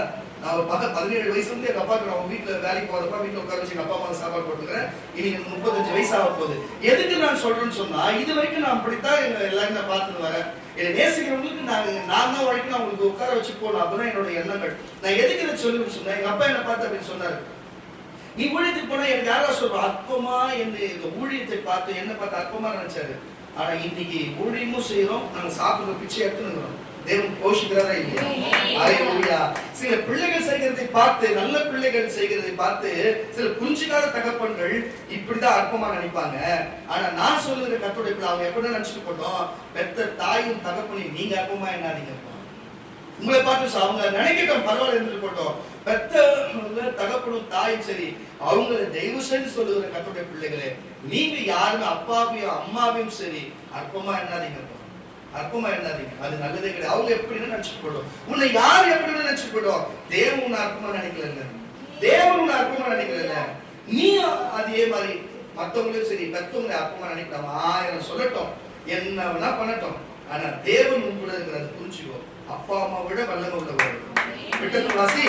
உன்னில் உள்ள தாய் தகப்பன் அற்பமா எண்ணினார்கள், உன்னை அற்பமா எண்ணினார்கள். உன் நடுவில் பரதேசிக்கும் இடுக்கண் செய்தார்கள், உனக்கு இடுக்கம் செய்தார்கள். உனக்குள் திக்கற்றவனையும் விதவையையும் ஒடுக்கினார்கள். நீ என் பரிசுத்த வாஸ்துகளை அசட்டை பண்ணி என் ஓய்வு நாளை பரிசுத்த குலைச்சலாக்கினாய்.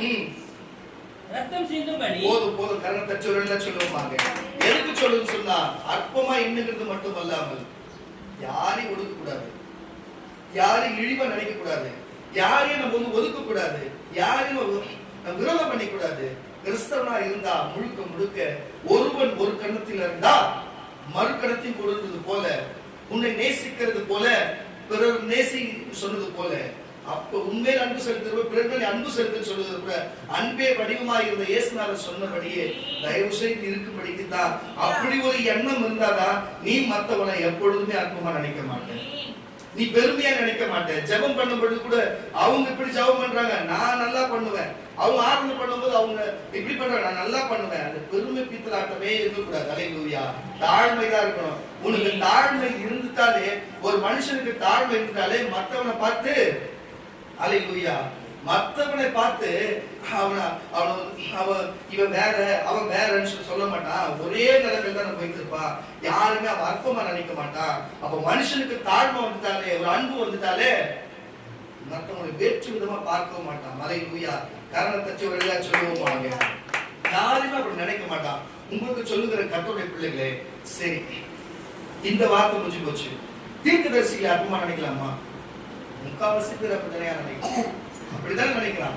ஊழியக்காரன் நம்ம பைபிள் வசனம் இது போல் தெரியுது, கள்ள தீர்க்கதரிசிகளுக்கும் உபதேசத்துக்கும் எச்சரியா இருக்கு. கள்ள தீர்க்கதரிசி நானா வேற ஏதாவது ஒரு கடவுளை வச்சு தீர்க்கதரிசமா சொல்லுங்க. தீர்க்கதரிசினாலே எனக்கு தெரிஞ்சு கலைஞர் கூட தீர்க்கதரிசி தான், எம்ஜிஆர் கூட தீர்க்கதரிசி தான். நான் எனக்கு தெரியும் கலைஞர் தீர்க்கதரிசி தான். அவர் தீர்க்கதரிசனமா சிந்தனை இருந்தால்தான் இன்னைக்கு எத்தனையோ பாலங்களை கட்டியிருக்காரு. நியாயமா இல்லையா? அதெல்லாம் தப்பா பேசுறேன். உங்களுக்கு தீர்க்கதரிசினா என்னன்னு தெரிஞ்சுக்கிறதுக்காக சொல்றேன். எனக்கு தெரிஞ்ச வரையும் கலைஞர் தீர்க்கதரிசி தான். முத்தமிழறிஞர் தலைவர் கலைஞர் அவர் சொல்ற புரியுதா இல்லையா? அவர் தீர்க்கதரிசியா இருந்தால்தான் எத்தனையோ பாலங்களும் எத்தனையோ முன்னேற்றத்துக்கான காரியம் செஞ்சிருக்கிறார். புரியுதா இல்லையா உங்களுக்கு? இப்ப கைதிச்சார் எடுத்திருக்கிறாங்க. ஆனா அவர் அப்பயே ஒழிச்சு கட்டினாரு. அதே மாதிரி சொல்லுங்க, காமராஜர் தீர்க்கதரிசி தான். அவர் எத்தனை டேம் கட்டியிருக்கிறார். புரியுதா இல்லையா உங்களுக்கு? எத்தனை பிள்ளைகள் படிக்கணும்னு சொல்லி உணவு திட்டத்தை கொடுத்து குலக்கல்வியை மாத்தி எல்லாருக்குமே சம கல்வி இருக்கணும்னு சொல்லி பண்ணாரா இல்லையா? எதுக்கு சொல்ற அவங்க தீர்க்கதரிசி. இன்னைக்கு எல்லாரும் படிச்சு நல்லா இருக்கிறாங்கன்னா அவர் தீர்க்கதரிசி தேவனுக்கு வெளிப்படுத்தினா அவங்க அந்த மாதிரி செஞ்சிருக்கிறாங்க. சொல்ல ஆனா அவர்கள் உலகத்தின் தீர்க்கதரிசிகள். ஆனா நாங்க அப்படி கிடையாது. நாங்க கர்த்தருடைய தீர்க்கதரிசி. எங்களுக்கு அவங்கள கூட அவ்வளவு ஞானம் கிடையாது. தேவன் சொல்றத மட்டும் தான் சொல்லுவோம். தேவன் எங்களுக்கு சொல்லுங்கன்னு சொல்லுவோம். அவங்க அப்படி இல்லை. அவங்க உலகத்திலே தீர்க்கதரிசி. புரியுதா இல்லையா உங்களுக்கு? அவங்க ஒரு ஆள் இல்லைன்னா ராஜாக்களை தள்ளி ராஜாக்களை நியமிக்கிறது கர்த்தர். அவங்க தீர்க்கதரிசியா இருந்தா நியமிச்சு அவங்களுக்கு ஆட்சி கொடுத்து அவ்வளவு நம்ம நல்லது நடக்குது. புரிஞ்சுக்கணும், எல்லாமே புரிஞ்சுக்கணும். இது எதுக்கு சொல்ல வரும்னு சொன்னா, அவங்க இந்த ஆளுக்கு செய்யணும், அவனுக்கு செய்யணும், இவனுக்குன்னு செய்யணும்னு சொல்லாம எல்லாருக்கும் பொதுவா செஞ்ச ரோடு எல்லாருக்கும் தானே பொது, டேம் அதுக்கு தண்ணி எல்லாருக்கும் தானே பொது, படிப்பு எல்லாருக்கும் தானே பொது. அதுக்காக சொல்றேன் உங்களுக்கு. அப்போ இது வரைக்கும் என்ன வார்த்தை சொல்லி கொடுத்துருக்கு? மத்திய சுவிசேஷம் 18:10 தேவன் என்ன சொன்னாரு? என்னப்பா? அற்பமாய் எண்ணாதிருங்கள். யாரோ ஒரு ஞாபகம் வச்சு சொல்லிட்டே இருங்க. எதுக்கு சொல்ற? அற்பமாய் எண்ணாதிருங்கள் இருந்தாரு. அந்த எண்ணாதிருங்கள், இந்த அற்பம் என்ற வார்த்தை காமராஜருக்கு தெரிஞ்சிருக்குமா இல்லையா எனக்கு தெரியல. தலைவர் கலைஞருக்கு தெரிஞ்சிருக்குமா இல்லையான்னு தெரியல. எல்லாருக்கும் ஒரே சீருடையை கொடுத்தாங்களா? ஒரே படிப்பு கொடுத்தாங்களா? ஒரே தண்ணி கொடுத்தாங்களா? ஒரே ரோடு போட்டாங்களா? யாருமே ஊர் தெருக்கு இப்படி, காலனிக்கு இப்படி, செக்லினிக்கு இப்படி, இப்படி பார்ப்பதற்கு இப்படி அப்படி இல்ல. எல்லாருக்குமே ரோடு போட்டாங்கல்ல. எல்லாருக்குமே சம கல்வி தானே கொடுத்தாங்க. அதுக்கு சொல்லுகிறேன், அவங்க யாருமே பார்க்கணும், யாருமே அற்பமா இல்லாம எல்லாருமே ஒண்ணு போல இருந்தாங்க. சாதாரண மனுஷங்க பூமியில வாழ்ந்தாங்க. அப்படி என்னனாலும் இன்னைக்கு இவ்வளவு நல்லது நடக்குதுன்னா, நம்ம கிறிஸ்தவங்க நம்ம நடந்த உலகம் முழுவதும் எவ்வளவு ஒரு அற்புதம் நடக்கும், எவ்வளவு நன்மை உண்டாங்க, எவ்வளவு வேற்றுமை இல்லாத சந்தோஷங்கள இருக்காங்க. அதுதான் சொல்லிக் கொடுக்குறேன் கர்த்தருடைய பிள்ளைகளே. அப்ப தீர்க்கதரிசிகளை அற்பமா எண்ணாதிருங்கள். 1 தெசலோனிக்கர் புஸ்தகம் 1 தெசலோனிக்கர் புஸ்தகம் 1ஆம் அதிகாரம் 7ஆம் வசனம்.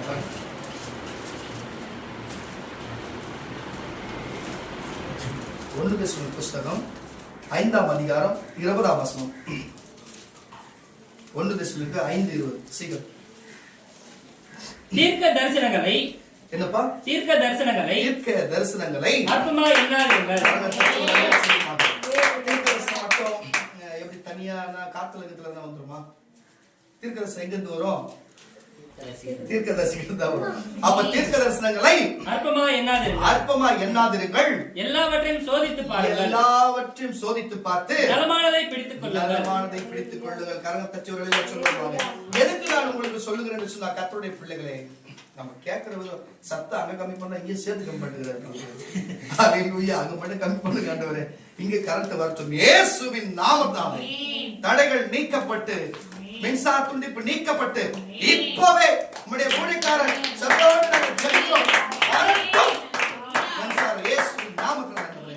எதுக்கு இதை சொல்லுகிறேன்னா, கர்த்தருடைய பிள்ளைகளை, எதையுமே எந்த காரியத்தை பார்த்து நம்ம அற்பமா எண்ணக்கூடாது. தீர்க்கதரிசிகளை அற்பமா எண்ணக்கூடாது. தீர்க்க தரிசனங்களை அற்பமா எண்ணக்கூடாது. அது மட்டும் இல்லாம பெத்த தாயும் தகப்பனையும் நம்ம அற்பமா எண்ணக்கூடாது என்று சொல்லுகிறேன். கர்த்தருடைய பிள்ளைகளே, தயவு செய்து புரிஞ்சு கொள்ளுங்க. தீர்க்க தரிசனம் வருதுன்னு வச்சுங்களேன், நீங்க எச்சரிக்கையாயிரு, அதை செய்யாது இதை செய்யாது அப்படின்னு சொன்னா, அது இவர் சொல்லிட்டா நடந்துருமா, இவர் பண்ணிட்டா நடந்துருமா, இவர் பேசிட்டா நடந்துருமான்னு சொல்லிட்டு உங்களுக்கு ஒரு எடுத்துக்காட்டுக்கு சொல்றேன். போன ஆண்டுகளுக்கு முன்னாண்டான்னு தெரியல, உலகத்திற்கு நம்ம சொன்னோம். உலகம் முழுவதும் என்னென்ன நடக்கும், என்னென்ன நடக்காது, எது நடக்கும், யார் யார் வருவாங்க, எது எல்லா விஷயத்தையும் பேசினோம். இயற்கை குறித்து, பஞ்சபூதங்களை குறித்து, அப்புறமேட்டு உலகத்தை குறித்து பேசிட்டு விட்டு நம்ம சபை குறித்து, சபையாரை குறித்து பேசணும். ஆமானா ஒரு அலையில சொல்லுங்களேன். அது எப்படி குறிப்பிட்ட விசுவாசித்த எல்லாருக்கும் நடந்தது, குறிப்பிட்டு தீர்க்கதரிசியுடைய வார்த்தை தீர்க்கதரிசி அற்பமா இன்னும் கூட நடக்காத போச்சு. ஆமாவா இல்லையா? அப்ப அற்பமா நினைச்சதுனால தானே. அப்ப தீர்க்க தரிசனத்தை அற்பமா நினைச்சா பாருங்க, உனக்கு தப்பான காரியம்னா நீ அற்பமா நினைச்சாலும் அற்பமா நினைச்சா கூட நடந்துதான் தீரும். அவனுக்கு புரிஞ்சிச்சு, உங்களுக்கு புரியல புரியுது.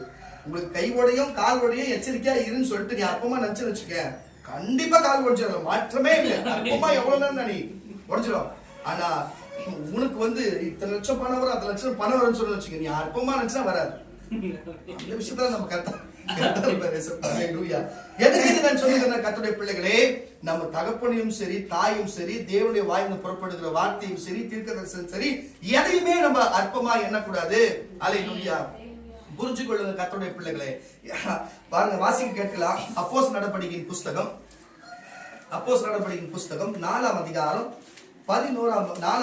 11ஆம் வசனம். முடிச்சுலாமா? வீடு கட்டுகிறவர்களாகிய நல்லா கேட்டுங்க. இவங்க பாருங்க, நான் இவ்வளவு என்ன சொல்லியிருந்தேன்னா பாருங்க, ஆகார் அற்பமா நினைச்சாங்க, லேயால அற்பமா நினைச்சாங்க, அப்புறமேட்டு நம்ம அற்பமா நினைச்சோம், தீர்க்கதரிசி அற்பமா நினைச்சாங்க, பெத்த தாய் தகப்பனை வந்து அற்பமா நினைக்க கூடாதுன்னு சொன்னாங்க.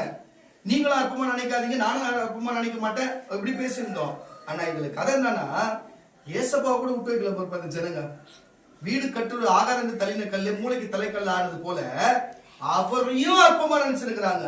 இந்த பூமியில ஒரு அற்பமா இஸ்ரவேலர்கள் நினைச்சதுனால்தான் அவர் சிலுவையில அரைஞ்சாங்க. இன்னைக்கு உலகம் முழுவதும் உலக ரட்சகரா அவர் இருக்கிறாரு. அவர் அற்பமா நினைச்சனால்தான் இன்னைக்கு உலகம் முழுவதும் அவரை பத்தி பேசுது. உலக கிறிஸ்தவ நாடுகள் பல்பல நாடுகள் இருக்கிறது. இன்றைக்கு இஸ்ரவேலர்கள் அற்பமா நினைச்சு விலகி விட்டதுனால்தான் இன்னைக்கு அந்த ஆசீர்வாதம் நமக்கு வந்து இருக்கிறது. சொல்லுங்க, அற்பமா நினைக்கலன்னு வச்சுங்களேன், அவர் வந்த வேலையை முடிச்சிருப்பாரு, வந்த வேலையை முடிச்சுட்டு கிளம்பி இருப்பாரு, நம்ம ஒண்ணுமே இல்லாத போயிருப்போம், அவங்க அப்படியே இருந்திருப்பாங்க. என்னவோ தெரியல, என்ன நடந்ததோ தெரியல, அவன் அற்பமா அவர் நினைச்சான். ஏசப்பா எங்களை அற்பமா இருக்கிற இடத்துல இருந்து எங்களை ராஜாதி ராஜா உயர்த்தி வச்சிருக்காரு. அவருக்கு ரொம்ப நன்றி. அற்பமா நினைச்சவங்களுக்கு நான் நன்றி சொல்றது. வேலையில வாசி அந்த வசனத்தை கூட, வீடு கட்டுகிறவர்களாகிய உங்களால் அற்பமாய் எண்ணப்பட்ட அவரே மூளைக்கு தலைக்கல்லானார். ஒட்டுமொத்த கிறிஸ்தவர்களுக்கும் சரி, மொத்த உலகத்துக்கும் அவரே தெய்வமா இருக்கிறார். அவரை தவிர பரலோகத்துக்கு ஒருத்தரும் கொண்டு போக முடியாது. பாவ மன்னிப்பு, பரலோக ராஜ்யம், நித்திய ஜீவன் கொடுக்கிற ஒரே தெய்வம் இயேசுநாதர் மட்டும். பாவத்தை மன்னிக்கிற அதிகாரம் அவருக்கு ஒண்டிதான் இருக்கிறது. இந்த உலகத்துல பாவத்தை மன்னிக்கிற அதிகாரம் ஒருவருக்கு மட்டும் தான் இருக்குது. ஆண்டவர் ஜனங்களுக்கு கொஞ்சம் குளிர்ந்த காட்சி அப்படியே உள்ள வருஷம் சொல்லும் பொழுதே ஒரு காத்து அப்படியே உள்ள வருது. அப்படியே உள்ள வருஷம் நன்றி நன்றி நன்றி நன்றி. எதுக்கு சொல்லுகிறேன்னு சொன்னா, எதையுமே அற்பமா எண்ணக்கூடாது. மூளைக்கு தலைக்கல்லாக நின்று இன்னைக்கு இயேசுநாதரை குறித்து உலகம் முழுவதும் பேசுகிறது சொன்னா, அல்லேலூயா. அற்பமா எண்ணார்கள். இன்னைக்கு அவரே மூளைக்கு எந்த கல்லு வேணாலும் போட்டாங்களோ இஸ்ரவேலர், அந்த கல்லே வீடு கட்டவும் சரி சபை கட்டவும் மூளைக்கு தலைக்கல்லாக அபிஷேகம் பண்ணி அதுக்கு வீடு கட்டும் கொண்டு வந்து அதுக்கு அவ்வளவு மகிமை கொடுத்து சொன்னா, அல்லேலூயா. நம்ம யார் அற்பமா நினைச்சாலோ, ஒருவேளை அற்பமா இருக்கிறவர்களுக்கு அற்பமா போகுதோ, ஆனா அவன் அற்பமானவனா கூட இருக்கட்டுமே, நீ நினைக்க கூடாதுதான் இங்க பதிலே. நீங்க யாருமே அற்பமா நினைக்காதீங்க. உங்களை யார் நினைச்சாலும் பரவாயில்ல, தேவன் உங்களை அற்பமான நினைக்கல. உங்களை கர்த்தர் உயர்த்த வல்லவராக இருக்கிறார். உங்கள் முகத்தை பார்க்க வல்லவராக இருக்கிறார். உங்களுக்கு அற்புதம் செய்ய வல்லவராக இருக்கிறார். அது மட்டும் எப்பயுமே நீங்க புரிஞ்சு கொண்டு தான் உங்களுக்கு சொல்லுகிறேன். வாசிக்க ரோமரின் புஸ்தகம் 14ஆம் அதிகாரம் 10ஆம் வசனம். ரோமரின் புஸ்தகம் 14ஆம் அதிகாரம் 10ஆம் வசனத்தை சீக்கிரம் முடிச்சிடலாம். அவ்வளவுதான். இப்படி இருக்க நீ உன்னுடைய சகோதரனை குற்றவாளி என்று தீர்க்கிறது. அப்போ தீர்க்கதரிசியோ அர்த்தமா நினைக்க கூடாது. அப்புறம் அப்பா அம்மாவையும் நம்ம அர்த்தமா நினைக்க கூடாது. நமக்கு ஒருத்தவங்க வேலை வாங்கி கொடுத்தாலும், நமக்கு ஏதோ நமக்கு ஒரு மனுஷருக்கு நல்லது செஞ்சாலும் அவங்களும் நம்ம அர்த்தமா நினைக்க கூடாது. அப்படிதான் சொல்லிருக்கிறோம். அப்போ இது மாதிரி யாரையும் நினைக்க கூடாது. கடைசியில சகோதரி கூட அர்த்தமா நினைக்க கூடாது. வாசி, இப்படி இருக்க நீ உன்னுடைய சகோதரனை குற்றவாளி என்று தீர்க்கிறது என்ன? நீ உன் சகோதரனை அற்பமா எண்ணுகிறது என்ன? நாம் எல்லோரும் இதுதான் புரிஞ்சுக்க. நம்ம எல்லாரும் சகோதர சகோதரிகளே, நம்ம எல்லாரும் நியாயஸ்தலத்திற்கு முன்பாக நிற்போமே அந்தபடி முழங்கால் யாவும் எனக்கு முன்பாக முழங்கும், முழங்கால்கள் யாவும் எனக்கு முன்பாக முழங்கும், நாவு யாவும் தேவனை அறிக்கை பண்ணும் என்று என் ஜீவனை கொண்டு பொறுக்கிறேன் என்பதாய் கர்த்தர் சொல்லுகிறார் என்று எழுதியிருக்கிறது. இப்படி எல்லா முழங்கால்களும் முடங்குகிற ஒரே தேவன் அவர் அவ்வளவு அதிகாரம் உள்ள தேவனா இருக்கிறாரு. அல்லேலூயா. ஆனா தேவனை பேர்க்குமா நினைக்கிறாங்களே அநேகர். இயேசுநாதனோடு இவங்க நினைச்சிருக்கிறாங்க. இயேசுநாதனும் 33 வயசு வரையும் வாழ்ந்தாரு, செலுவுல அறையப்பட்டாரு, அவர் தான் போனாரு. நம்ம இயேசுநாதனும் சித்தர் மாதிரியும் எல்லாரும் நிறைய பேர் அப்படி நினைச்சுக்கிறாங்க இயேசுப்பா ஒரு சித்தர்னு. ஆனா வாழ்ந்ததும் சித்தர் போல்தான் வாழ்ந்தாரு, ஒரு யோகிய போல்தான் வாழ்ந்தாரு. ஆனா அவருக்கு முன்னாடிக்கிற அந்த வசனமோ அதுக்கு முன்னாடி சொல்லப்பட்ட காரியத்தை யாருக்குன்னு தெரியல. வேத வசனம் முழுசா படிச்சா தெரியும் அவங்களுக்கு. அவர் இந்த உலகம் தோற்றத்துக்கு முன்னாடி இருந்து இருந்தவர், அவர் தான் தெய்வம், அவர் தான் இந்த பூமிக்கு இறங்கி வந்தா தெரியல. எல்லாரும் பைபிள் படிக்கும்போது நார்மலா பார்க்கணும்னு நினைச்சுப்பாங்க. இப்போ 2000 வருஷத்துக்கு முன்னாடி தான்டா இருந்தாங்க. ஆனா 6000 வருஷத்துக்கு முன்னாடில காலம் இருந்துக்குது. சயின்டிஸ்ட் லட்சக்கணக்கான காலம் இருந்துக்குது, வாழ்ந்துருக்கிறாங்களே. இவங்களுடைய வரலாறு படிச்சு பார்த்தா இயேசுநாதர் வந்தாரு, அற்புதம் செஞ்சாரு. அது மாதிரி எவ்வளவு மோசைக்கு தான் செஞ்சாரு, எலியாவுக்கு தான் செஞ்சாரு நினைக்கலாம். மத்தவங்களுக்கு தெரியாதவங்களுக்கு சொல்லுகிறேன். ஆனா இந்த வேத வசனத்துல தேவ தூதனானவர் வந்தாரு பழைய ஏற்பாட்டுல, அவரெல்லாம் இயேசுநாதர் தான். வேதம் அப்படிதான் சொல்லுகிறது. வேத அறிஞர்கள் அதை தான் சொல்லுகிறார்கள், அதை கண்டுபிடிக்கிற ஆராய்ச்சியாளர்கள் அதை தான் சொல்லுகிறார். அவர் தான் தூதனானவர் என்று சொல்லி. பிதா அவர் தான், குமாரன் அவர் தான், இயேசு கிறிஸ்து அவர் தான், எல்லா 3 பேரும் அவர் தான். நான் ஏற்கனவே உங்களுக்கு சொல்லி இருக்கிறேன் பாருங்க. நம்ம மனுஷனா பார்த்தா அவனுக்கு ஒரு மனுஷனுக்கு எத்தனை கண்ணு இருக்கும்? 2 கண்ணு இருக்கும். புரியுதுங்களா உங்களுக்கு? இல்ல ஒரு ஒத்த கண்ணு இருக்கும், இல்ல 2 கண்ணு இருக்கும். இப்ப தும்பிக்கு பார்த்தா எப்படி இருக்கும்? சரி, இந்த சிலந்தி பூச்சிக்கு பார்த்தா எப்படி இருக்கும்? இருக்கா இல்லையா? சரி, ஒரு மனுஷனுக்கு எத்தனை கை இருக்கும்? சிலந்தி பூச்சிக்கு எத்தனை இருக்குது?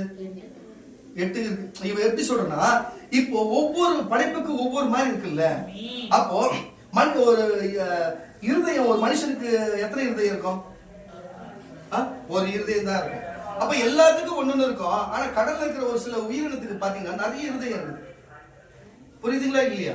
நிறைய இருதயம் இருக்குது. அதே மாதிரி நிறைய கைகள் இருக்குது, இருக்கா இல்லையா? நிறைய கண்கள் இருக்குது, நிறைய மூளைகள் இருக்குது. அப்போ ஆக்டோபஸ் இருக்குது பாருங்க, அது மூளை வந்து கை கால் தான் மூளை அப்படின்றாங்க. அப்ப அந்த மாதிரி இருக்கா இல்லையா? தேவனும் அப்படித்தான். தேவன் பிதா, குமாரன், பரிசுத்தாவி, இதுதான் தெய்வம். உங்களுக்கு இப்ப புரியுதா?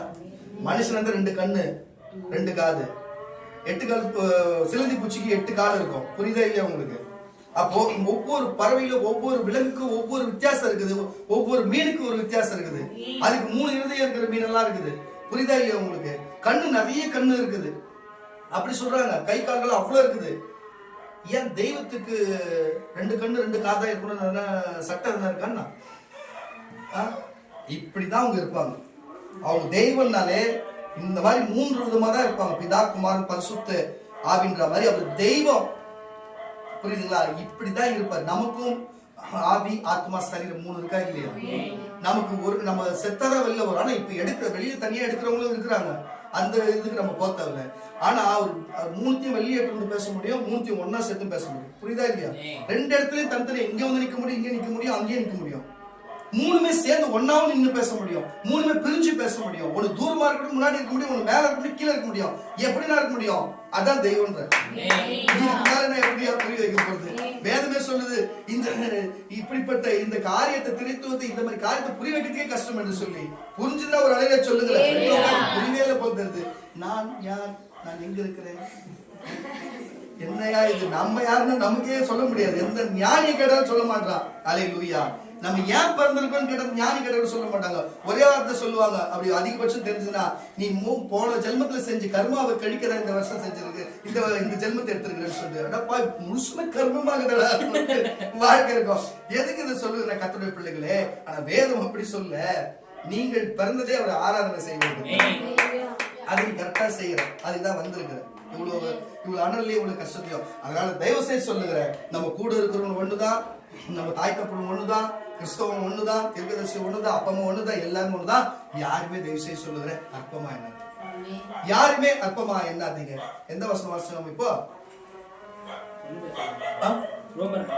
ரொம்ப வாசிச்சியா? வாசிச்சியா? எதுக்கு சொல்றேன் இப்படி ஒரு காரியம் வாசிக்க கேட்கல. 1 கொரிந்தியர் புஸ்தகம் 1:28. நீ 1 கொரிந்தியர் புஸ்தகம் 1:28 நீ எடுத்துக்கப்பா. லூக்கா எழுதின சுவிசேஷ புஸ்தகம், நன்றி ஆவியானவர், லூக்கா எழுதின சுவிசேஷ புஸ்தகம் 18ஆம் அதிகாரம். ஏமா ஃப்ரெண்ட்ல இருக்கிற யாருன்னா லூக்கா எழுதின சுவிசேஷ புஸ்தகம் 18ஆம் அதிகாரம் 9ஆம் வசனத்தை எடுத்துக்கமா. 9 இருந்து 14 வரை வாசிக்கிறதுக்கு நீ தயாரா இருக்க. வாசிட்டு அப்படி முடிச்சலாம். நீ வாசிடா. 1 கொரிந்தியர் 1ஆம் அதிகாரம். உள்ளவைகளை அவமாக்கும்படி, நல்ல கேட்ட, உள்ளவைகளை அவமாக்கும்படி உலகத்தின் இழிவானவைகளையும், என்னப்பா உலகத்தில் இழிவானவைகளையும், இழிவு, இப்ப புரிஞ்சுச்சீங்களா? இழிவானவைகளையும் அற்பமாய் எண்ணப்பட்டவைகளையும். சபை இழிவான நம்மள எல்லாருமே ஏன் இந்த செம்மஞ்சேரியே வெளியில இருக்கிறவங்க பார்த்தா பொண்ணு கொடுக்க மாட்டாயா? நாங்க பொண்ணு கேட்டு கேட்டு கஷ்டமா இருக்கு. உட்கார வச்சுக்கிறீங்க. 40 வயசு 40 வயசு ஆகுது போயிருக்கு. 26 வயசு ஆகுது. 26 வயசுக்கு கொடுக்க மாட்டாங்க. இந்த ஊரை சொல்லி எதுக்கு இதை சொல்றது நானு? 30 வயசுல ஏய் தமிழா டிவில கேட்டுக்கிறாங்க 26 ஆகுது. எதுக்கு சொல்றா இப்படி பொண்ணே கொடுக்க மாட்டாங்கப்பா? என்னடா இங்க பாரு, நாங்களா கட்டின்னு வரலையா இங்க இந்த ஊருக்கு? எங்களை என் குழந்தைங்க வந்து பழகி பாருங்க எப்படி இருக்குதுங்க. வெளியில போய் கேட்டா, ஐயோ அந்த ஊரா, அங்கேயா, நீ எங்கடா எடுத்துக்கிட்ட அங்க போன, நீ ஏன்டா அங்க, அடப்பாவி உங்களோட நான் பேசக்கூடாது போது நினைச்சுன்னு நம்மளே அற்பமா நினைக்கிறான். நீ அவன நினைச்சுட்டு போட்டு இந்த ஊரை நினைக்கிட்ட எதை நினைக்கிட்டான். ஆனா நான் சொல்ற கத்துடைய பிள்ளைங்களை நீங்க யாரையும் அற்பமா நினைக்காதீங்க. அப்படி அற்பமா இழிவாய் நம்மள நினைச்சு உங்களுக்கு தானே நம்ம கூட இருக்கிற வாசி. உள்ளவைகளை அவமாக்கும்படி உலகத்தில் இழிவானவையும் அற்பமாய் எண்ணப்பட்டவைகளையும் இல்லாதவைகளையும் தேவன் தெரிந்து கொண்டார். அல்லேலூயா. படிக்காத ஒண்ணுமே இல்லாத பொறித்தனமா சுத்தி இருந்த எல்லாம் போத பழக்கத்தை பயன்படுத்தி கொண்டு ஐயா இதெல்லாம் வேலைக்கு ஆகுமா, இதெல்லாம் தாங்குமா, இது எவனா வெட்டிட்டு ஜெயிலுக்கு தான் போவோம், இல்ல இது எவனா வெட்டி போட்டுருவான்னு சொல்லப்பட்ட வார்த்தையில இருந்த எண்ணெய், இழிவான எண்ணெய், அற்பமா நினைக்கப்பட்ட எண்ணெய், இன்னைக்கு தேவன் வந்து இந்த இடத்துல கர்த்தர் வச்சிருக்கிறாருன்னா என்ன அவர் இழிவா நினைக்கல, என்ன அற்பமா நினைக்கல. நான் அவர் எப்பயுமே அற்பமா நினைக்க மாட்டேன். விட்டதன் வாசி. மாம்சமான எவனும் தேவனுக்கு முன்பாக பெருமை பாராட்டாதபடிக்கு. அதுதான் சொல்றேன். என்னப்பா பெருமை பாராட்டாத, பெருமை பாராட்ட நம்ம தாழ்மையா இருக்கணும். தாழ்மையா இதுதான் நான் சொன்னேன் உங்களுக்கு. அப்ப தாழ்மை இருந்தாலே நம்ம யாருமே பாத்தீங்கன்னா நம்ம வந்து நம்ம பெருமையா நினைக்காம தாழ்மையா இருக்கணும்னு வச்சுங்களேன், வேற்றுமை பார்க்கவே மாட்டோம். விட்டதன் வாசி. பெருமை பாராட்டாதபடிக்கு அப்படி செய்தார் அந்தபடியே நீங்கள் அவராலே கிறிஸ்து இயேசுவுக்கு உட்பட்டு இருக்கிறீர்கள். எழுதியிருக்கிறபடி மேன்மை பாராட்டுகிறவர் கர்த்தரை குறித்து மேன்மை பாராட்டப்பட்டதாக அவராலே தேவன் நமக்கு ஞானமும் நீதியும் பரிசுத்தமும் மீட்புமானார். அல்லேலூயா. தயவு செய்து புரிஞ்சுக்கணும். அவர் மட்டும் இன்னைக்கு யூதர்கள் எல்லாம் நம்ம வந்து இஸ்ரேலுக்கு போனோம்னு வச்சுக்கோங்க, நம்ம அற்பமா நினைப்பாங்க. அவன் நம்ம பெரிய ஆள் நினைப்பான். அவன் பெரிய ஆள் தான், நான் இல்லைன்னு சொல்ல வரல. அவன் அறிவிலையோ அழகிலும் நிறத்துல எல்லாத்துலயும் பெரிய ஆள் தான், நம்ம அற்பமான ஆள் தான் இல்ல. ஆனா அவனுடைய எண்ணம் இருக்கக்கூடாது. ஆனா அவனும் அப்படித்தான் நினைப்பான். ஆனா இன்னைக்கு அவன் தேவனை தொழுது இல்ல, நம்ம தொழுது கொள்ளுவோம். அவன் சும்மா தான் இருக்கிற பொம்மை மாதிரி. இன்னைக்கு நம்ம தான் ஆளுறோம் எல்லாத்தையும். அது புரிஞ்சுக்கணும் கர்த்தர். இதெல்லாம் யார் கொடுத்தது? அற்பமா அவன் நினைச்சனால தேவன் நம்ம அற்பமா நினைக்கலன்றதுக்காக நமக்கு கொடுத்தாரு.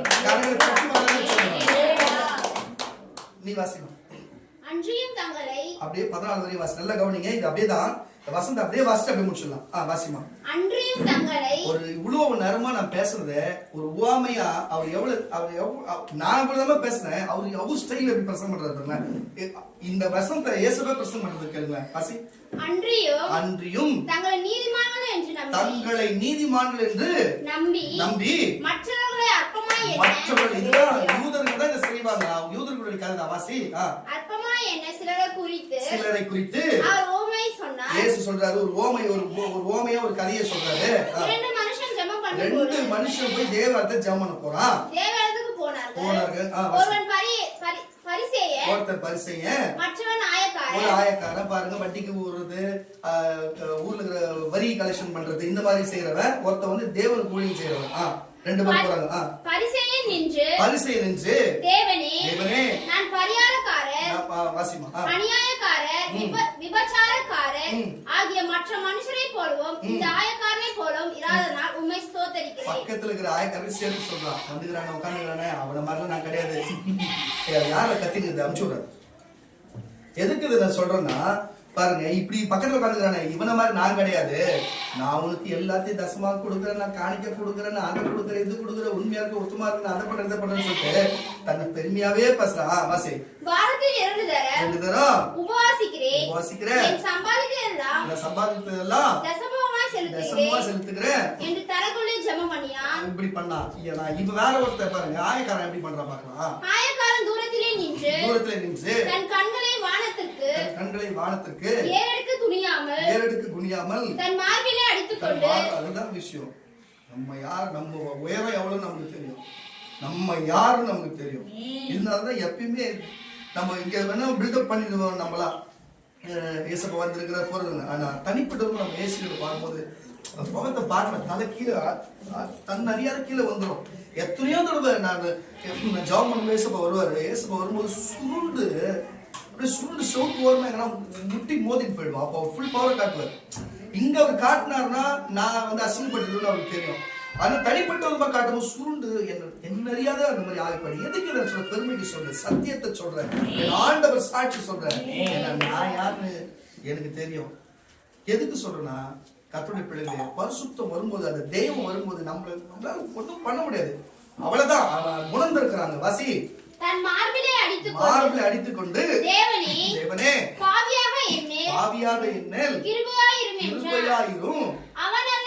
அவனல்ல இவன் நீதிமான்கரப்பட்டதாய் தன் வீட்டுக்கு திரும்பி போனான் என்று உங்களுக்கு சொல்லுகிறேன். பாருங்க, நீதிமான இப்படி கேட்ட பாருங்க, அவன் எப்படி பேசினா, அவனுக்கு தேவன் இருந்து தெரிஞ்சாதானே பார்க்க முடியும். இவன் தேவன் நிக்கிறா தெரிஞ்சாதான் மேலேயே பார்க்க முடியும். அவ்வளவு பவர் எனக்கு தெரிஞ்சுக்குது. அவன் தன்னை தாழ்த்தினபடினாலே, ஏனெனில் தன்னை உயர்த்தப்படுகிறவனோ அதுதான் விஷயம், தாழ்த்தப்படுவான். தன்னை தாழ்த்துகிறவன் அதுதான் பெருமை பாராட்டாதான் மற்றவங்களை பார்த்து அற்பமா நினைப்ப. அற்பமான காரியம் நினைக்கிறதால் உங்ககிட்ட பெருமை இருக்கிறதால மற்றவங்களை பார்த்து அற்பமா நினைக்கிற. உங்ககிட்ட அது இல்லைன்னா தாழ்மையா தான் எல்லாரும் ஒண்ணு நினைப்பேன். கரெக்டா இல்லையா? இஸ்ரவேல் அப்படிதான் நினைச்சான். இன்னைக்கு அநேக செல்வந்தர், அநேக பணக்காரர், அநேக ஜாதிகாரர், அநேக இன மொழி மக்கள் பேசுகிற எல்லாரும் அப்படித்தான் இருக்கிறாங்க. நான் ஒண்ணு சொல்ற பாருங்க, எந்த விதத்திலும் தேவன் எங்களுக்கு குறைபாட வைக்கல. நான் நல்ல இந்திய தேசத்துல பிறந்த, நல்ல தமிழ்நாடு பிறந்த, எல்லா விதத்திலும் சரி, ஒரு மனுஷன் எந்த நட்சத்திரம், எந்த நாள், எந்த திதி, எந்த கிழமை, எந்த ராசி எப்படின்னு பார்த்தாலும் எல்லாத்தையும் ஒரு பர்ஃபெக்டா ஒருத்தர் எப்படி இருக்கணும் அந்த மாதிரி தான் கர்த்தர் பிறக்க வச்சது. எல்லாத்தையும் பர்ஃபெக்டா தான் எனக்கு கர்த்தர் கொடுத்து நான் ரொம்ப நினைச்சு ரொம்ப சந்தோஷப்படுவேன். எதுக்கு இதை சொல்லுகிறேன்னா, அல்லேலூயா, எதுக்கு ஒவ்வொருத்தரும் இதை விட சூப்பரா இருப்பாங்க. ஏன்னா தேவனை நம்மளை எப்படி தாழ்மையா இருக்கணும்னு சொல்லி, ஆனா மற்றவங்களுக்கு தெரியாது நம்மளை எவ்வளவு இகழ்வா தள்ளி தள்ளி தள்ளி தள்ளி நம்மளை அற்பமா நம்மளை நினைச்சு எவ்வளவு வேதனைப்பட்டு இருப்பாங்க. நான் பிறந்த பிறப்பு எப்படி, நான் வளர்ந்த வளர்ப்பு எப்படி, என்ன எப்படி இருந்தோம், என் இடம் எப்படி இருந்தது, இன்னைக்கு என்ன இப்படி நினைக்கிறாங்க. நமக்கு எவ்வளவு மனசு வருத்தமா இருக்கும். நான் வந்து இப்ப என்னோட இதை சொல்றேன், உங்களுக்கு அப்படித்தானே இருக்கும், உங்களுக்கும் இப்படித்தானே இருக்கும். நான் எங்க இருந்து பிறந்தேன், நான் எப்படி வளர்ந்தேன், என்ன போய் இப்படி எவ்வளவு கஷ்டமா இருக்கும். ஆனாலும் பாருங்க, பார்க்கறது தெரியாதவங்க பேசலாம், ஆனா தேவெல்லாம் தெரிஞ்சனால ஒரு நாளும் நம்மள வந்து அற்பமா எண்ணுகிறது. இப்படி மற்றவங்க அற்பமா எண்றதுனால தேவன் வந்து நம்மள வந்து நம்ம கூட இருக்கிறாருன்னு சொல்ல வரலங்க. நீங்க ஒழுங்கா இருக்கிறீங்க, அப்படி இருந்தா உங்க அற்பமா நினைக்கிறாங்க, அதனாலதான் தேவன் உங்க கூட இருக்கிறாருன்ற. அவர் இருக்கிறதுக்கு நீ இப்படி இருக்கணும் அவசியம் இல்லை. நீ தப்பு பண்ணா தானே நினைப்பான், நீ தப்பா இருந்தா உன் அற்பமா நினைப்பான் தான் உலகத்துல. கரெக்டா இல்ல? கை தட்ட மாட்டீங்க. நீ தப்பு பண்ணா, ஒரு குடிகாரனா இருந்து ஒரு வெஞ்சாடிக்கிறவங்க தப்பு பண்ணி நீ மத்தவங்களுக்கு தொல்லை கொடுத்தா உன் அற்பமா நினைப்பான் தான். அதனால அப்படி நினைக்கிறதுனால இயேசுநாதர் அவர் கூட இருக்கிறாருன்னா அதெல்லாம் நம்ம ஏத்துக்க முடியாது. நீ நல்லவனா இருந்து கரெக்டா இருந்து உன் அற்பமா நினைக்கிறான் பாரு, அப்பதான் உன் கூட இருப்பாருன்ற. புரிஞ்சுச்சா? இப்போ என்ன ஒண்ணுதான் சொல்லிட்டு பாத்தீங்களா, திருப்பி பஸ்ல இருந்தாடா. எதுக்கு இதை சொல்லுங்க கர்த்தருடைய பிள்ளைகளை, தயவு செய்து தெய்வத்தை அற்பமா நினைக்காதீங்க, தேவன் ஊழியக்காரன் அற்பமா நினைக்காதீங்க, பெற்ற தாய் தப்பன அற்பமா நினைக்காதீங்க, சகோதர சகோதரி அற்பமா, சபை அற்பமா நினைக்காதீங்க, எந்த இனமொழி மக்களையும் அற்பமா நினைக்காதீங்க, உங்களை முதல்ல நீங்களே அற்பமா நினைக்காதீங்க. தாழ்மையா இருங்க, அதுதான் கேட்கிறது. நீங்க அற்பமா நினைக்க, தாழ்மையா இருங்க. உங்களுடைய மேட்டின்மையான எண்ணத்தை விட்டுடுங்க. அல்லேலூயா. நீங்கள் நான் இப்படி தாழ்மையா இருப்பேன், யாருமே அற்பமா நினைக்க மாட்டேன், நீங்க மட்டும் எழுதுறது, மற்றவங்கள உட்காருங்க, இனிமே நினைக்க மாட்டேன் மட்டும்.